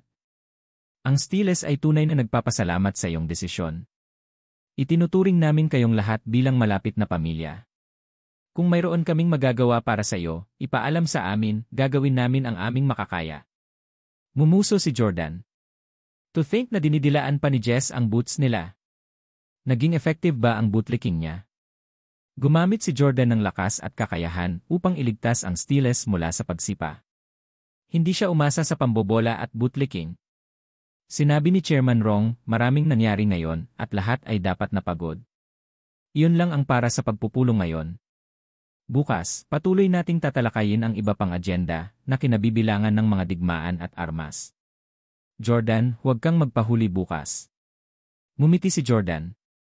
Huwag kang mag-alala, pupunta ako doon sa oras bukas. Natapos ang pagpupulong. Bumalik sina Jordan at Jess sa bahay ng mga Steele. Tulog pa rin si Lolo. Labis na nag-aalala si Jordan sa kalusugan ng kanyang lolo. Sumakit ang puso niya nang maalala ang nakita niyang dumura siya ng dugo. Umupo sa harap ng kama, binantayan siya ni Jordan. Makalipas ang halos kalahating oras, dahan-dahang iminulat ni Charleston ang kanyang mga mata. Lolo, gising ka na? Ngumiti si Jordan sa kanyang lolo. Nagmamadaling umupo si Charleston. Anak, ikaw li. Hinawakan ni Jordan ang kamay ng kanyang lolo at sinabing, Lolo, ayos lang. Ngayon lang, nagkaroon ng panibagong boto sa pulong. Tanging ang mga pamilyang Park at Miyamoto lamang ang nagtaas ng kanilang mga kamay. Ang karamihan sa mga kinatawan ay bumoto na huwag kaming paalisin. Ang mga Steele ay miyembro pa rin ng 8 sikretong pamilya. Lumiwanag ang matandang mukha ni Charleston. Nanginginig ang mga kamay niya sa excitement. Anak, totoo ba yan? Hindi na kick out ang pamilya natin. Ngumiti si Jordan at tumango. Lolo, maglalakas loob ba akong magbiro tungkol sa ganoong bagay? Makukumpirma ito ni Jess. Nakakaloka si Jordan. Siya ang kambing. Alam kong walang bagay sa mundo na hindi kayang gawin ni Jordan. Puno ng papuri si Lota para kay Jordan. Pagkatapos maglaan ng oras sa VIA, ang kanyang American accent ay nagiging mas malakas at nakapulot pa siya ng ilang American slang na salita. Tuwang-tuwa si Charleston na tumulo ang mga luha sa tuwa. Panay ang tapik niya sa balikat ni Jordan. Good boy. Alam ko na. Ikaw ang pag-asa ng aming pamilya Steele. Kapag kasama ka, tiyak na mabubuhay at uunlad ang pamilya namin. Sa iyo nakasalalay ang pamilya. Si Jesse ay nakatayo sa gilid, nakaramdam ng sobrang sama ng loob sa papuri ng kanyang lolo. Siyempre, napakagaan ng loob niya na ang pamilya Steele ay nakataka sa isang kalamidad, ngunit lahat ito ay salamat kay Jordan. Ngayon, pagkatapos na pumanaw si Charleston, ang posisyon ng pinuno ng pamilyang Steele ay tiyak na ibibigay kay Jordan. Sabi na, isa lang ang alpha sa kwarto. Mula noong sinaunang panahon, maraming magkakapatid ang naglaban-laban para sa kapangyarihan. Pinatay ni Cain si Abel matapos paboran ng Diyos ang handog ni Abel kaysa sa kanya. Tinangka ni Prince John ng England ang isang kudeta laban sa kanyang kapatid na si Haring Richard. Pinatay ni Genghis Khan ang kanyang sariling kapatid sa ama, binaril siya sa puso gamit ang isang palaso. Alam na alam ni Jesse na kung hindi muna niya atakihin si Jordan, siguradong talo na siya. Masayang tumingin si Charleston kay Jordan. Paano mo sila hinikayat na magbago ng isip? Sinabi ni Jordan sa kanyang lolo ang lahat ng nangyari. Agad namang inakusahan ni Jess si Jordan. Anong kalokohan? Nagsinungaling ka kina Chairman Rong at Madam Jeng. Ang mga pills na binigay mo sa kanila ay nakakapagpababa lamang sa kanila ng 10 taon, ngunit sinasabi mong mas bata sila ng 20 taon. Kapag nalaman nilang nagsisinungaling ka at ninakaw mo ang mga tabletang iyon sa Pamilya Park, alam mo ba kung gaano kalubha ang kahihinatnan nito? Walang pag-aalinlangan na sinabi ni Jordan, kung malalaman nila, ang pinakamasamang sitwasyon ay paalisin na lang nila tayo. At gagawin pa rin nila iyon. Nang makitang malapit ng magtalo ang magkapatid, pumagitan si Charleston.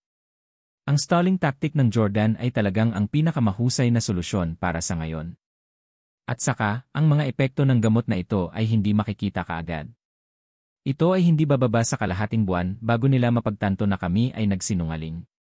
Jesse, tawagan ka agad si Helen mula sa departamento ng medical at hilingin sa kanya na pabilisin ang kanyang pananaliksik sa gamot na ito. Subukan ang kanyang makakaya upang makamit ang isang pambihirang tagumpay upang gawin ang epekto ng hanggang 20 taon na mas bata. Kinuha agad ni Jess ang phone niya. Samantala, nakauwi na rin ang pamilya Park sa kanilang bahay. Nagrampa si Park Sang-jun, galit na sinira ang mga bagay.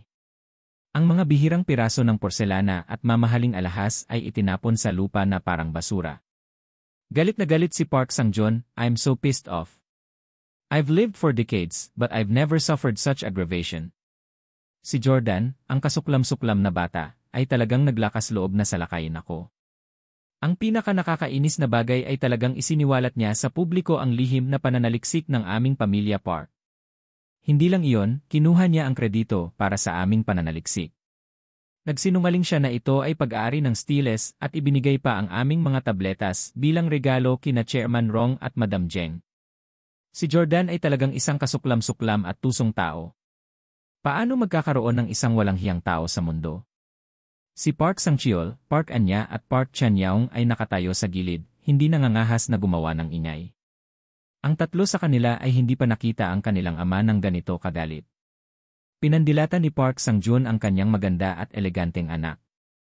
Park Anya.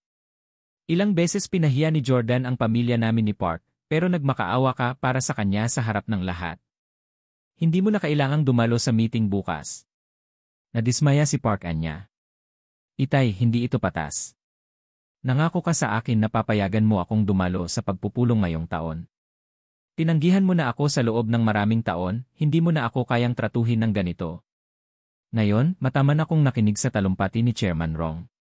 Seryoso kong naitala ang mga nilalaman ng pulong sa tablet na ito. Lumapit si Park Sang-jun, kinuha ang tablet ni Park Anya, at itinapon ito sa lupa. Sino ang nag-utos sa iyo na gawin ang mga bagay na ito? Galit na sabi ni Park Sang-jun. Maluha-luha si Park Anya na yumuko sa lupa at dinampot ang tableta na mukhang agrabyado. Hindi na nakatiis si Park Sang-cheol at sinabing, Tay, marami na talagang isinakripisyo at pinaghirapan si Anya para sa araw na ito. Mas masipag siya kaysa sa akin at kay Chan Yao. Bakit mo sinisira ang relasyon ng pamilya natin dahil sa isang outsider? Nagsalita din si Park Chan Yao. Tama. Higit na may kakayahan si Anya kaysa sa akin.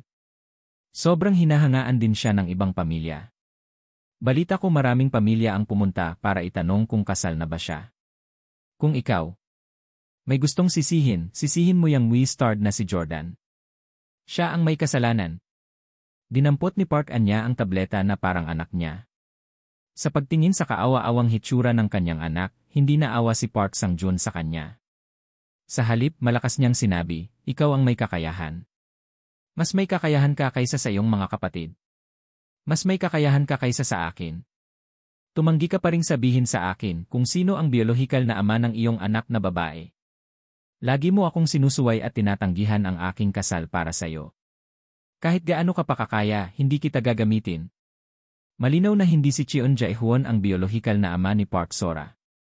Maging si Park Sang-jun ay hindi alam kung sino ang lalaking iyon. Nanatiling matigas ang ulo ni Park Anya. Hindi ako magpapakasal sa lalaking hindi karapat-dapat sa akin. Si Park Sang-jun ay nag-ayos ng kasal para kay Park Anya noong bata pa siya. Hindi siya mula sa lihim na pamilya, ngunit isang batang pastor. Si Park Sang-jun ay isang Kristiyano. Naniniwala siya na kung ang kanyang anak na babae ay pinakasalan ang pastor na iyon, ang pamilya Park ay pagpapalain ng Diyos at mangunguna sa iba pang mga pamilya. Gayunpaman, hindi kailanman magugustuhan ni Park Anya ang isang ordinaryong tao, kaya tinanggihan niya ang pastor.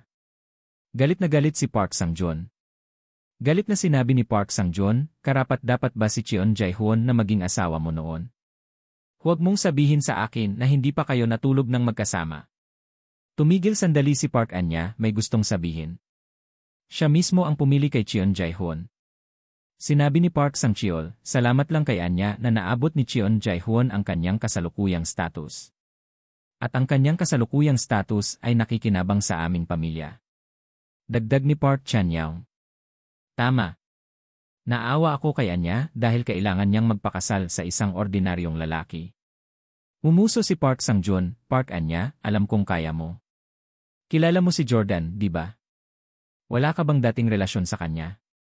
Kung ganyan ka talaga, hanapin mo siya at ipagtapat niya ang lahat ng kasinungalingan niya sa meeting bukas.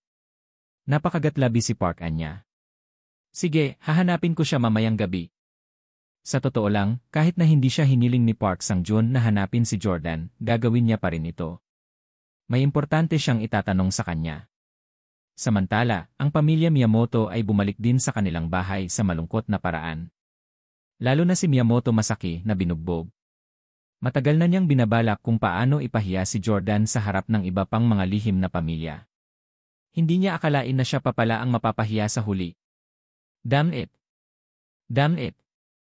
Damn it! Pumunta si Miyamoto Masaki sa looban. Panay ang pagsipa niya sa isang malaking puno, ang kanyang dominanteng lakas ay naging sanhi ng malakas na pagyanig ng puno. Nagtanong si Dragon, Guro, bakit ka nagagalit? Galit na sinabi ni Miyamoto Masaki, ako ay binugbog ngayon. Lihim na natuwa si Dragon. Alam niyang nangangahulugan ito na natalo ni Jordan si Miyamoto Masaki. Gayunpaman, nagkunwari siyang kamangmangan. Si Master ay nagsasanay ng martial arts mula pa noong siya ay bata pa. Ang mga ordinaryong tao ay hindi mo talaga katapat. At saka, uminom ka ng divine medicine para lumakas ang iyong pangangatawan. Sino ang makakatalo sa iyo? Sinabi ni Miyamoto Masaki, Jordan. Jordan mula sa pamilya Steel. Tinalo niya ako. Sa paggunita sa naunang laban, nakaramdam ng matinding pag-aalala si Miyamoto Chujiro. Tinanong niya, anak, naalagaan mo na ba ang gamot namin? May pagnanakaw ba? Naghinala si Miyamoto Chujiro na ninakaw ni Jordan ang gamot ng pamilya Park. Kumpiyansa na sumagot si Miyamoto Masaki, hindi ito maaaring ninakaw. Ang gamot ay nakatago sa isang napakalihim na lugar at kailangan kong aprobahan ang bawat dosis na inilabas. Kahit na ang aking pinakamahusay na subordinate, si Dragon, ay hindi alam kung saan nakatago ang gamot. Bukod dito, minsan lang siya uminom ng gamot na ito. Tumango si Miyamoto Chujiro. Inilagay niya ang kanyang mga kamay sa kanyang likuran at tumingin sa langit. Hindi kaya matagumpay na nabuo ng pamilyang Steele ang Mirakuru Serum? Nauuna sila sa atin. Ngunit ang mga Hapones ang unang nakaisip ng Mirakuru Serum noong World War I. Hindi makatuwiran para sa Steeles na malampasan ang pamilya Miyamoto sa aspetong ito. Ang Miyamotos ay may orihinal na formulation at gumugol ng ilang dekada sa pagtatrabaho sa serum na ito. Paano nakuha ng isang pamilyang Vithya tulad ng Steeles ang serum? Umiling si Miyamoto Masaki at sinabing, hindi ako naniniwala. Kung pinalakas lang natin ang katawan ng tao, nailabas na natin ang ating serum. Pero ang pinakamahirap sa serum na ito ay alisin ang lahat ng side effect pagkatapos ma-inject. Hindi pa natin nalampasan ang balakid na ito. Sa tuwing mag-i-inject tayo ng serum sa isang tao, malapit ng madar ang tao. Napabuntong hininga si Miyamoto Chujiro. Labag sa langit ang bagay na ito. Kung hindi lang namatay ang Diyos ng ganoon kaaga, malalampasan na ng pamilya Miyamoto natin ang problemang ito. Medyo mahirap pa rin para sa ating medical team na lutasin ang problema ng mga side effect ng mag-isa. Ngumuso si Miyamoto Masaki. Kung hindi natin ito malalampasan, hindi ako naniniwalang hindi rin kaya ng Steeles. Sa tingin ko ay hindi na injected ng kahit anong serum si Jordan. Uminom lang siya ng ordinaryong gamot na pampalakas. Natalo lang ako sa kanya dahil hindi kasing lakas ng natural kong lakas. Kung Dragon ang lumalaban sa kanya, malamang nanalo si Dragon. Napatingin si Miyamoto Chujiro kay Dragon. Alam din niyang one of a kind ang kakayahan ni Dragon. Siya ay tiyak na maituturing na numero unong manlalaban sa mundo. Matapos sumali si Dragon sa pamilyang Miyamoto, lalo na natagpuan ni Miyamoto Chujiro ang lahat ng uri ng mga nangungunang manlalaban upang makipagkumpetensya laban sa kanya. Ano man ang lahi nila, gaano sila katangkad o kabigat, wala ni isa sa kanila ang katapat ng Dragon. Tumango si Miyamoto Chujiro. Baka tama ka. Pinikit ni Miyamoto Masaki ang kanyang mga mata. Gusto kong hamunin ang aking pinakakakayahang subordinate, si Dragon, si Jordan. Kung ang Dragon ay umiinom ng ating banal na gamot at nagtagumpay pa rin si Jordan na talunin siya, nangangahulugan ito na ang pamilya Steele ay talagang matagumpay na nakabuo ng Mirakuru Serum. Kung natalo ng Dragon si Jordan, nangangahulugan ito na ang Jordan ay umiinom lamang ng ilang ordinaryong gamot na pampalakas. Ang mga Steele ay hindi nangunguna sa atin. Dahil doon, agad na kumuha si Miyamoto Masaki ng isang tableta mula sa kanyang bulsa at itinapon ito kay Dragon. Kunin mo. Ngayong gabi, gusto kong ipaghiganti mo ako. Bugbugin mo ang brat na si Jordan. Agad na nilunok ni Dragon ang gamot at yumuko. Ipaghihiganti ko talaga, Master. Ipaubaya mo sa akin si Jordan. Hindi nagtagal, sumapit ang gabi. Habang nasa mas mataas na altitude si Chef Chowen, bumagsak ang temperatura sa gabi. Sa looban, masuyong hinila ni Lota ang kamay ni Jordan. Jordan, ilabas mo ako para maglaro. Gusto kong makita ang mga bituin sa labas. Gayunpaman, mahigpit na sinabi ni Jordan, hindi, ang iyong mga magulang ay nasa bayan din, hindi ba't sinabi ko sa iyo na ang iyong mga magulang ay kinokontrol ng pamilya Handley? Magiging mahirap kung makaharap mo sila. Sa gabi, ang mga dark arts sorcerer na ito ay nasa kanilang pinakamakapangyarihan. Hindi maglalakas loob si Jordan na makipaglaban sa kanila sa gabi. Nalungkot si Lota. Biglang tumama ang isang araw. Mag-ingat ka. Agad na tinakpan ni Jordan ng sariling katawan si Lota para protektahan ito. Hush! Tumama ang malamig na palaso sa isang kahoy na haligi ng bahay. Tinitigan ni Lota si Jordan nang hindi kumukurap. Nag-init ang kanyang puso, namumula ang kanyang mukha. Walang oras si Jordan para pag-isipan kung ano ang iniisip ng batang babae. Binitawan niya si Lota, lumakad siya para tingnan ang palaso. May nakita siyang papel sa ibabaw nito. Ano ang sinasabi nito? Sinundan ni Lota si Jordan. Inilabas ni Jordan ang araw at binasa ang mga salita sa papel. Jordan, one-on-one fight sa Spanish Church.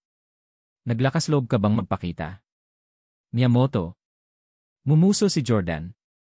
Natalo na siya sa akin, pero naglakas loob siyang ipagpatuloy ang paghamon sa akin. Ni hindi man lang niya matagumpay na na-develop ang Mirakuru Serum. Akala niya ba matatakot ako sa kanya? Sa sinabi nito, uminom si Jordan ng isa pang dosis ng gamot na nakapagpapalakas ng lakas. Ang epekto ng gamot ay tumagal ng 24 na oras. Maaari niyang bugbugin muli si Miyamoto Masaki. Sa sandaling ito, nakatanggap si Jordan ng mensahe mula kay Dragon. Matapos basahin ang mensahe ni Dragon, sa wakas ay naunawaan ni Jordan kung ano ang nangyayari. Hehe, ang tanga na si Miyamoto.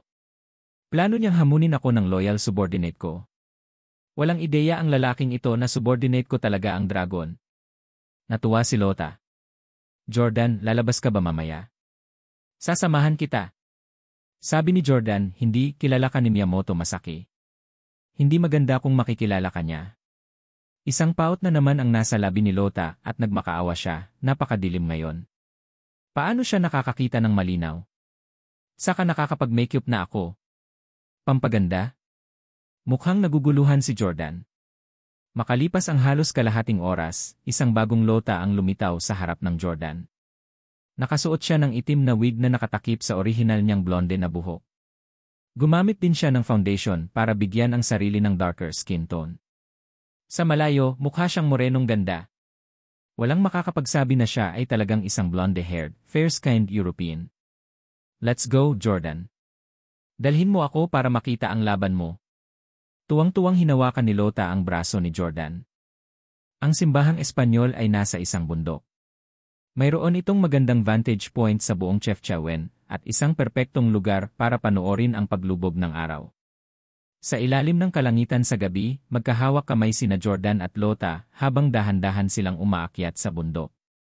Habang mas mataas ang kanilang inakyat, mas lumalamig ito. Nakasuot ng simpleng damit, napakaganda ni Lota. Ang lamig. Jordan, hindi ka ba nilalamig?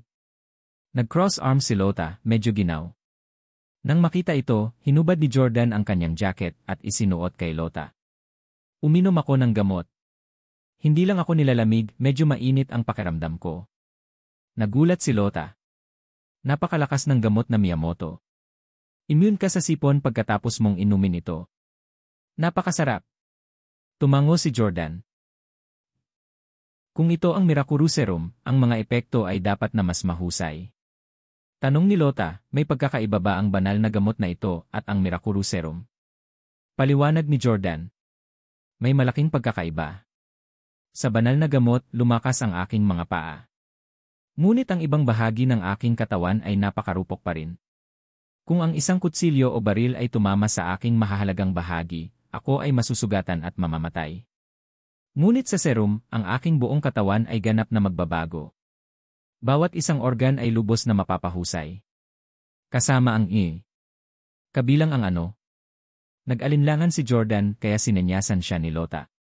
Hindi napigilan ni Jordan na sabihin sa kanya. Tinapik niya ang ulo niya. Bata ka pa.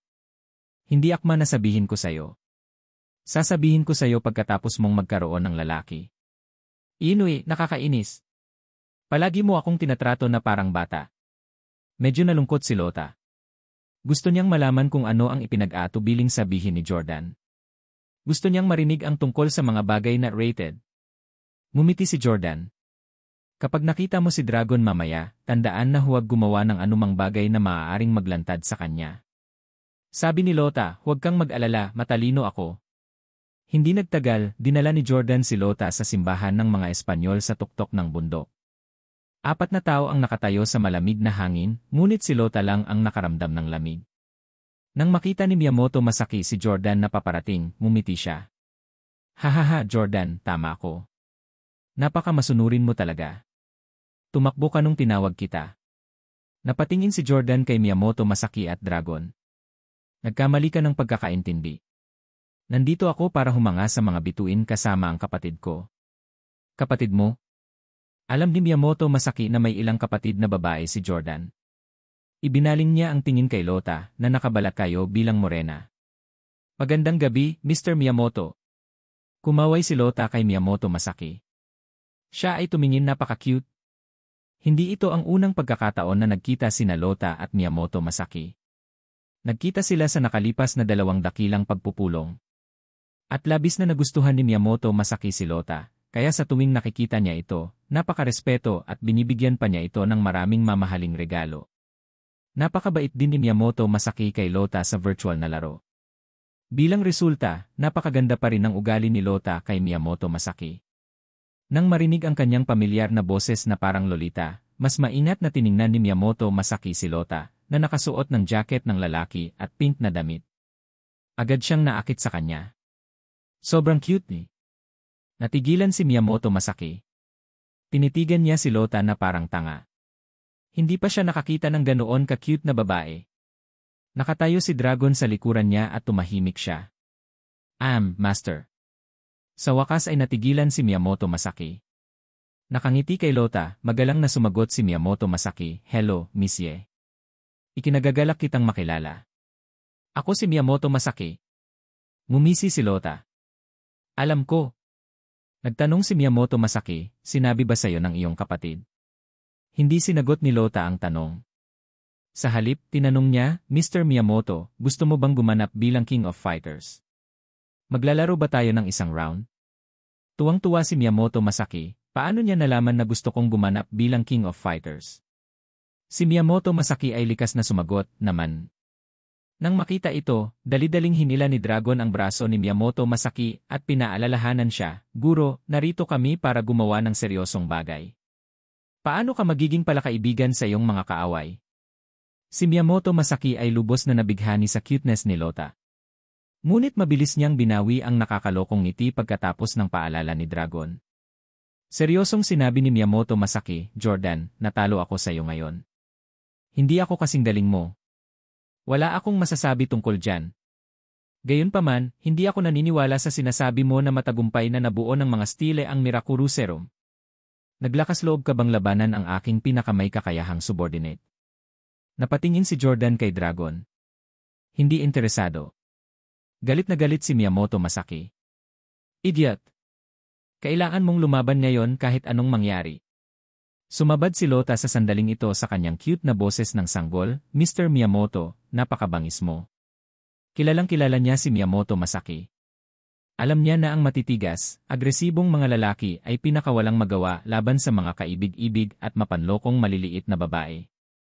Siyempre, maliban na lang kung kasing ganda ni Lota ang dalaga, wala itong silbi kahit gaano pa siya kaungol at gulong.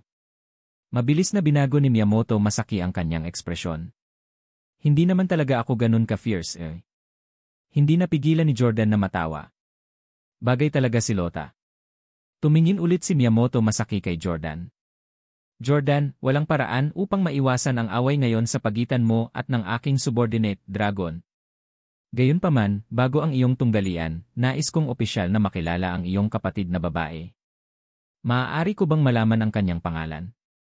Ipinatong ni Jordan ang kanyang kamay sa balikat ni Lota at sinabing, "Oh, ang pangalan niya ay Jody." Jody, ang cute ng pangalan.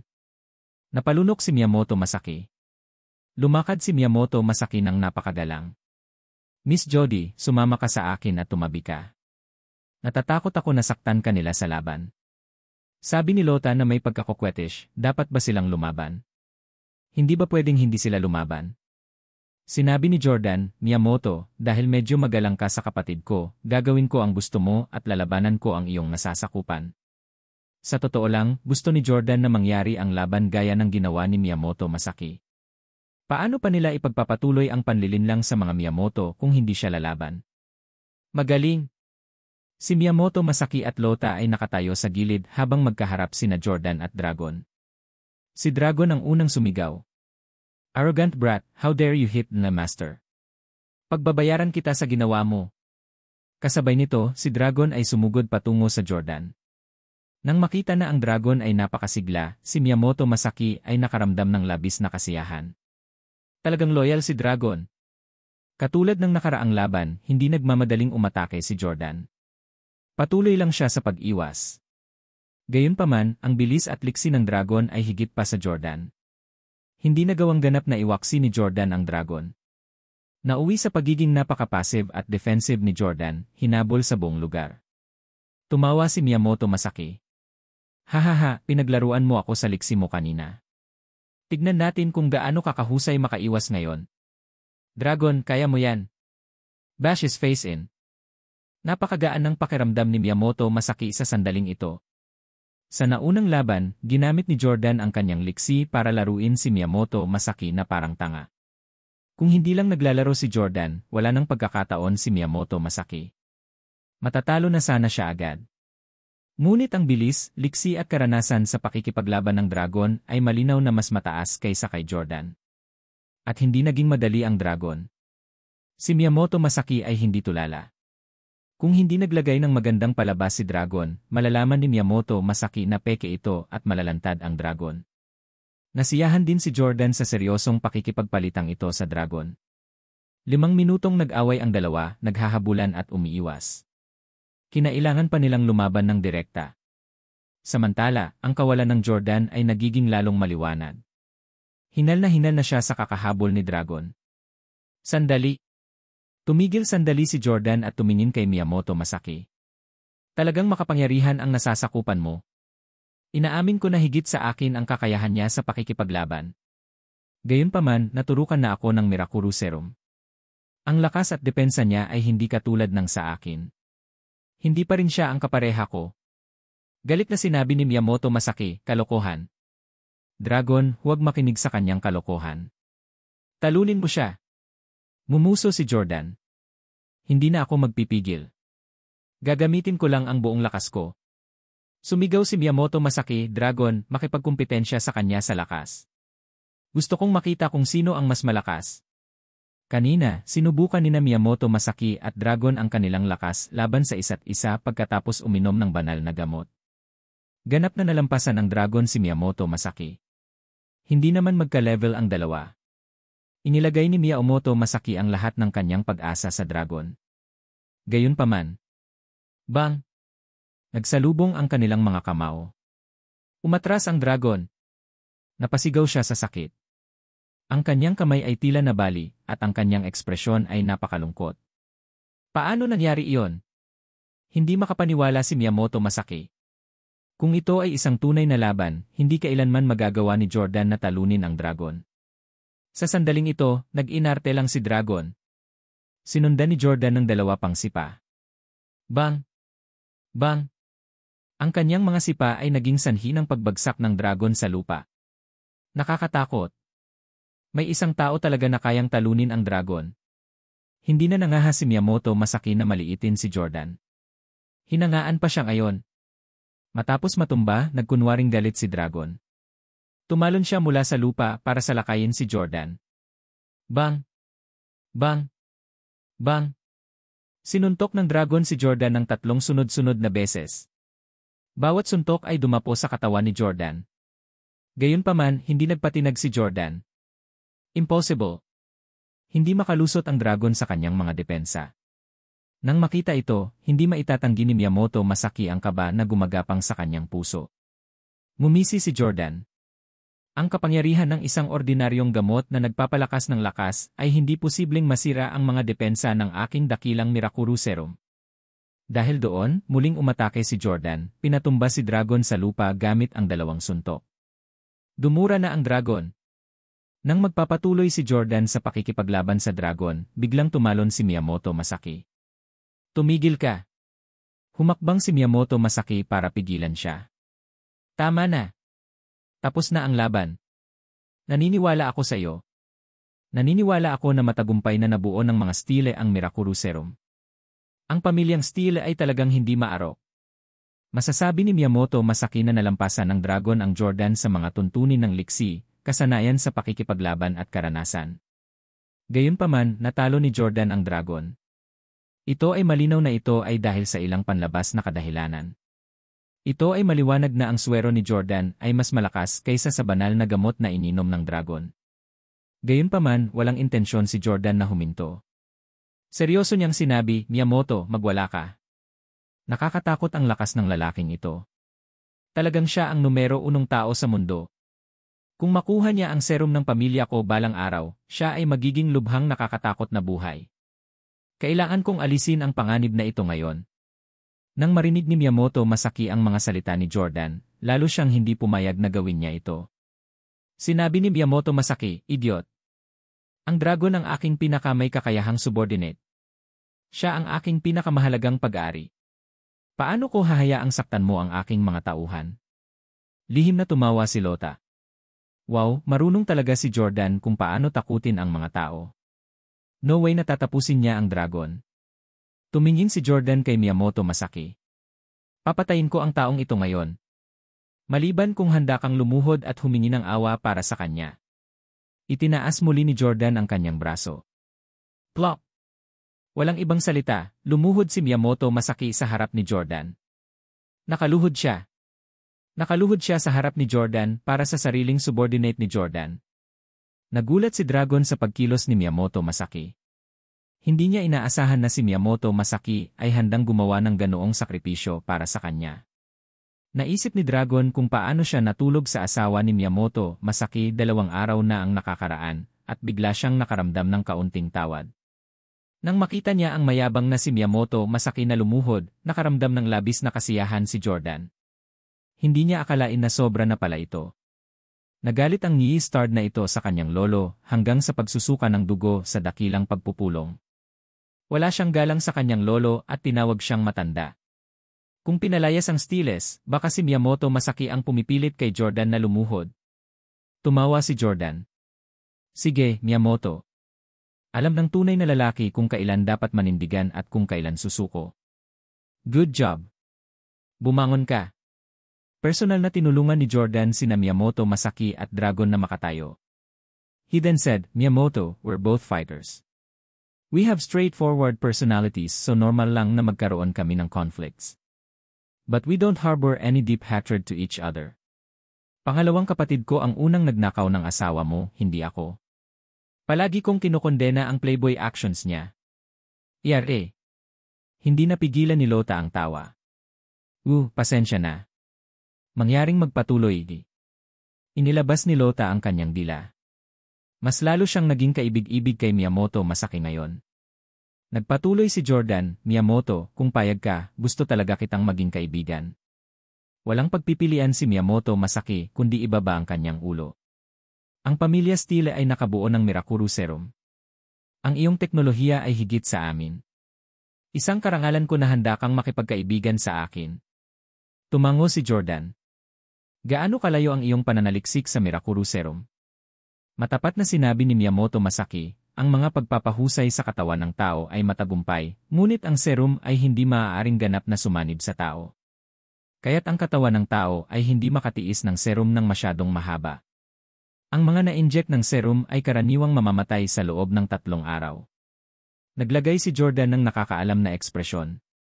Ito ay isang kinakailangang proseso. Noon, maraming tao ang namatay bago tayo tuluyang nagtagumpay. Napakalapit na ninyo. Baka magawa mo ito sa loob ng 20 taon. Si Miyamoto Masaki ay nagmamadaling yumuko at nagtanong, Jordan, mangyaring tulungan kaming malagpasan ang bottleneck na ito. Handang ipagpalit ito ng aking pamilyang Miyamoto sa anumang halaga. Ito na ang hinihintay ni Jordan. Una, nakipagsabuatan siya kay Dragon na matalo sa kanya para maniwala si Miyamoto Masaki na may mabisang serum si Jordan. Kung nais ni Miyamoto Masaki na matagumpay na mabuo ang serum sa lalong madaling panahon, kailangan niyang kumonsulta kay Jordan. Sa panahong iyon, kailangan niyang pumayag sa anumang kahilingan ni Jordan. Nag-conflict si Jordan. Miyamoto, hindi sa gusto kong itago ang mga bagay-bagay mula sa iyo o na ayaw kong tulungan ka. Ngunit hindi ako makapagpapasya sa bagay na ito ng mag-isa. Ang lolo ko ang may huling desisyon sa pamilya natin. Kung wala ang pahintulot niya, walang maglalakas loob na ibahagi ang teknolohiya natin. Ngayon, ang pamilya mo ay nakipagsanib puwersa sa pamilya Park para ipahiya ang lolo ko. Ayaw kong tulungan kanya. Nang maalala ni Miyamoto Masaki ang nangyari sa meeting na yon, hindi niya maiwasang makaramdam ng labis na panghihinayang. Lahat ng ito ay dahil sa mapahamak na pamilyang Park. Niloko nila ang aming pamilyang Miyamoto na lumaban sa iyo. Jordan, palagi kong iginagalang si Mr. Steele. Nagkamali ako ngayon. I swear na wala nang susunod pa. Please give me a chance to make up for my mistakes. Walang pakialam na sinabi ni Jordan, mukhang sincere ka. Humingi ng paumanhin sa aking lolo sa pagpupulong bukas. Sinabi ni Miyamoto Masaki, syempre.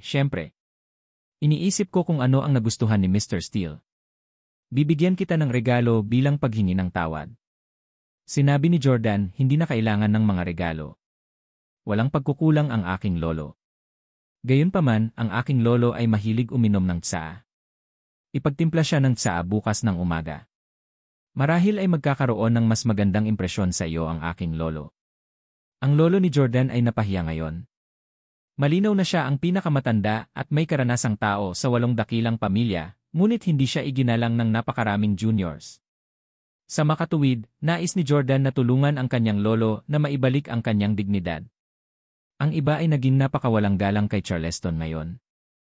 Ngunit bukas, kailangan nilang yumuko at ihain siya ng tsaa. Agad namang pumayag si Miyamoto Masaki. Sige, talagang magtitimpla ako ng tsaa ng maaga at hihintayin ang pagdating ni Mr. Steele. Tumango si Jordan. Okay. Kailangan pa naming mag-stargazing. Aalis muna kami. Yumuko si Miyamoto Masaki at pinanood silang umalis. Jordan, Miss Jody, mag-ingat ka. Naglakad silang dalawa sa malayo. Humagalpak ng tawa si Lota. Jordan, ang galing mong magsinungaling. Niloko mo si Miyamoto Masaki. At akala ko napakatalino niya. Sa nakaraang 2 magagandang pagpupulong, naramdaman ni Lota na si Miyamoto Masaki ay napakatalino at medyo nakakatakot. Hindi niya inaasahan na siya ay pinaglalaruan ngayon ni Jordan at Dragon na parang tanga. Nagmamadaling gumawa ng shushing gesture si Jordan. Ele, mag-ingat ka. May tenga ang mga dingding. Pag-uusapan natin to pag-uwi natin. Si Jordan ay napakaingat. Tumingin si Lota sa paligid. Bundok ito. Walang pader. Saka bakit mo nilagay ang daliri mo sa bibig mo? Kung ayaw mo akong magsalita, di ba dapat ilagay mo ang daliri mo sa bibig ko? Medyo nagalit si Jordan sa kawalang malay at kamangmangan ni Lota. Hindi siya mapakali na magpaliwanag. Sige, shush ulit kita. This time, nilagay ni Jordan ang hintuturo sa labi niya. Gayunpaman, bigla niyang ibinuka ang kanyang bibig at kinagat ang daliri nito. Hahaha, ang tanga mo. Naloko ka. Silly girl, how dare you bite me? Huwag kang tumakbo.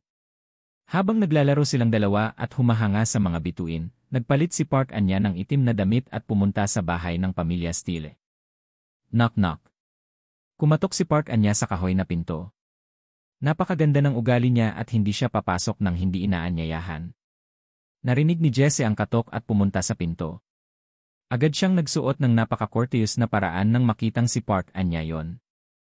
Ella Park, bakit ka nandito? Please come in. Magalang na yumuko si Park Anya kay Jess at pinagsalikop ang mga kamay sa harap niya. Nandito ako para hanapin si Jordan. Hindi ko istorbohin ang pahinga ni Mr. Steele. Pwede mo bang tawagan si Jordan? Sa kasamaang palad, lumabas lang si Jordan, sabi ni Jess. Tanong ni Park Anya, saan siya nagpunta? Yumiling si Jess. Hindi ko alam. Hindi niya iniulat ang mga pagpunta at pagpunta niya sa akin. Magalang na sagot ni Park Anya, paumanhin sa pag-istorbo sa'yo. Tumalikod na si Park Anya para umalis. Akmang aalis na siya sa pagkabigo, bigla niyang nakita si Jordan naka-holding hands ang isang morenang babae at masayang naglalakad pabalik. Nakita rin ni Jordan si Park Anya. Madam? Hinanap mo ako? Hello, Sister Anya. Bati din ni Lota kay Park Anya. Napatingin si Park Anya kay Lota at nagtanong, at ikaw? Hinubad ni Lota ang kanyang wig. Ako nga pala si Lota. Hindi mo ba ako nakikilala? Mukhang ang galing talaga ng makeup skills ko. Haha. Ngumiti si Park Anya at binati rin siya. Nasabi naman ni Jordan na may hinahanap si Park Anya, kaya pinauna niya si Lota na pumasok. Pagkaalis ni Lota, muling tinanong ni Jordan si Park Anya, bakit mo ako hinahanap? Matagal na tayong magkakilala pero ito ang unang pagkakataon na nagkusa kang hanapin ako. Sana ay para sa isang bagay na interesante. Tumingin si Park Anya kay Jordan at nakaramdam ng paghanga sa unang pagkakataon. Ang lalaking ito ay mas bata sa kanya at hindi siya kasing mature niya. Sa katunayan, naisip niya na ang katayuan nito ay mas mababa kaysa sa kanya. Bilang isang resulta, kahit na si Park Anya ay palaging may gusto kay Jordan, hindi niya ito sineseryoso na itinuturing na isang potensyal na kasosyo. Ngunit ngayon, napakahusay ng pagganap ni Jordan. Siya ay nag-iisang nagligtas sa pamilya Steele mula sa pagkakatiwalad. Hindi lang iyon, ginawa pa niya ang mga pamilyang Rong at Jeng na tumingin sa Steeles sa ibang paraan. Kahit na ginawa niya ito gamit ang panlilinlang, hinangaan pa rin ni Park Anya ang kakayahan ni Jordan. Ito ang unang pagkakataon sa loob ng 4 na taon na naramdaman ni Park Anya na totoong posibilidad ang Jordan. Gusto niyang si Jordan ang maging lalaki niya. Nag-cross arm si Park Anya at mumiti ng nakakaakit. Ano ang magiging interesante? Sabi ni Jordan, stargazing, treating me to coffee, or watching a movie. They're all very interesting things. Napakadirekta ni Park Anya. Bakit hindi tayo dumiretso sa kwarto? Ahem ni. Nagulat si Jordan sa sinabi ni Park Anya. Ang babaeng ito siguradong mabilis kumilos. Nahuli siya sa kawalan. Inayos ni Jordan ang sarili. Tinukso niya ito. Ano? Sa wakas ay kwalipikado na ba akong maging lalaki mo? Tumango si Park Anya. May kaunting pag-asa para sa iyo, ngunit kakailanganin ng oras at pagsisikap para lubusang masakop mo ako. Ngumiti si Jordan. Hindi naging madali ang pagpapaubaya kay Park Anya at sabihin na maaari siyang maging lalaki. Sige, magsusumikap ako. Maya-maya, lubusan kitang sasakupin. Noon, nag-aalala lang ako na baka kalagkarin mo ako papasok sa isang kwarto sa hotel, itali mo ako sa kama at hindi mo ako palabasin. Hindi pinansin ni Park Anya ang mapangakit na biro ni Jordan, kahit na siya ay kasalukuyang asawa ng iba. Nangangahulugan ito na ang katayuan ni Jordan ay lalong tumataas sa puso ni Park Anya. Sinabi ni Park Anya, sige, huwag ka nang magbiro. Hiniling ako ng tatay ko na sumama. Ngayon, kinuha mo ang kredito para sa pagsasaliksik ng aming pamilyang Park at nagpanggap ka pa na isang mapagbigay na tao na nagbibigay ng aming gamot kina Chairman Rong at Madam Jeng. May utang ka sa amin ng paliwanag, tama?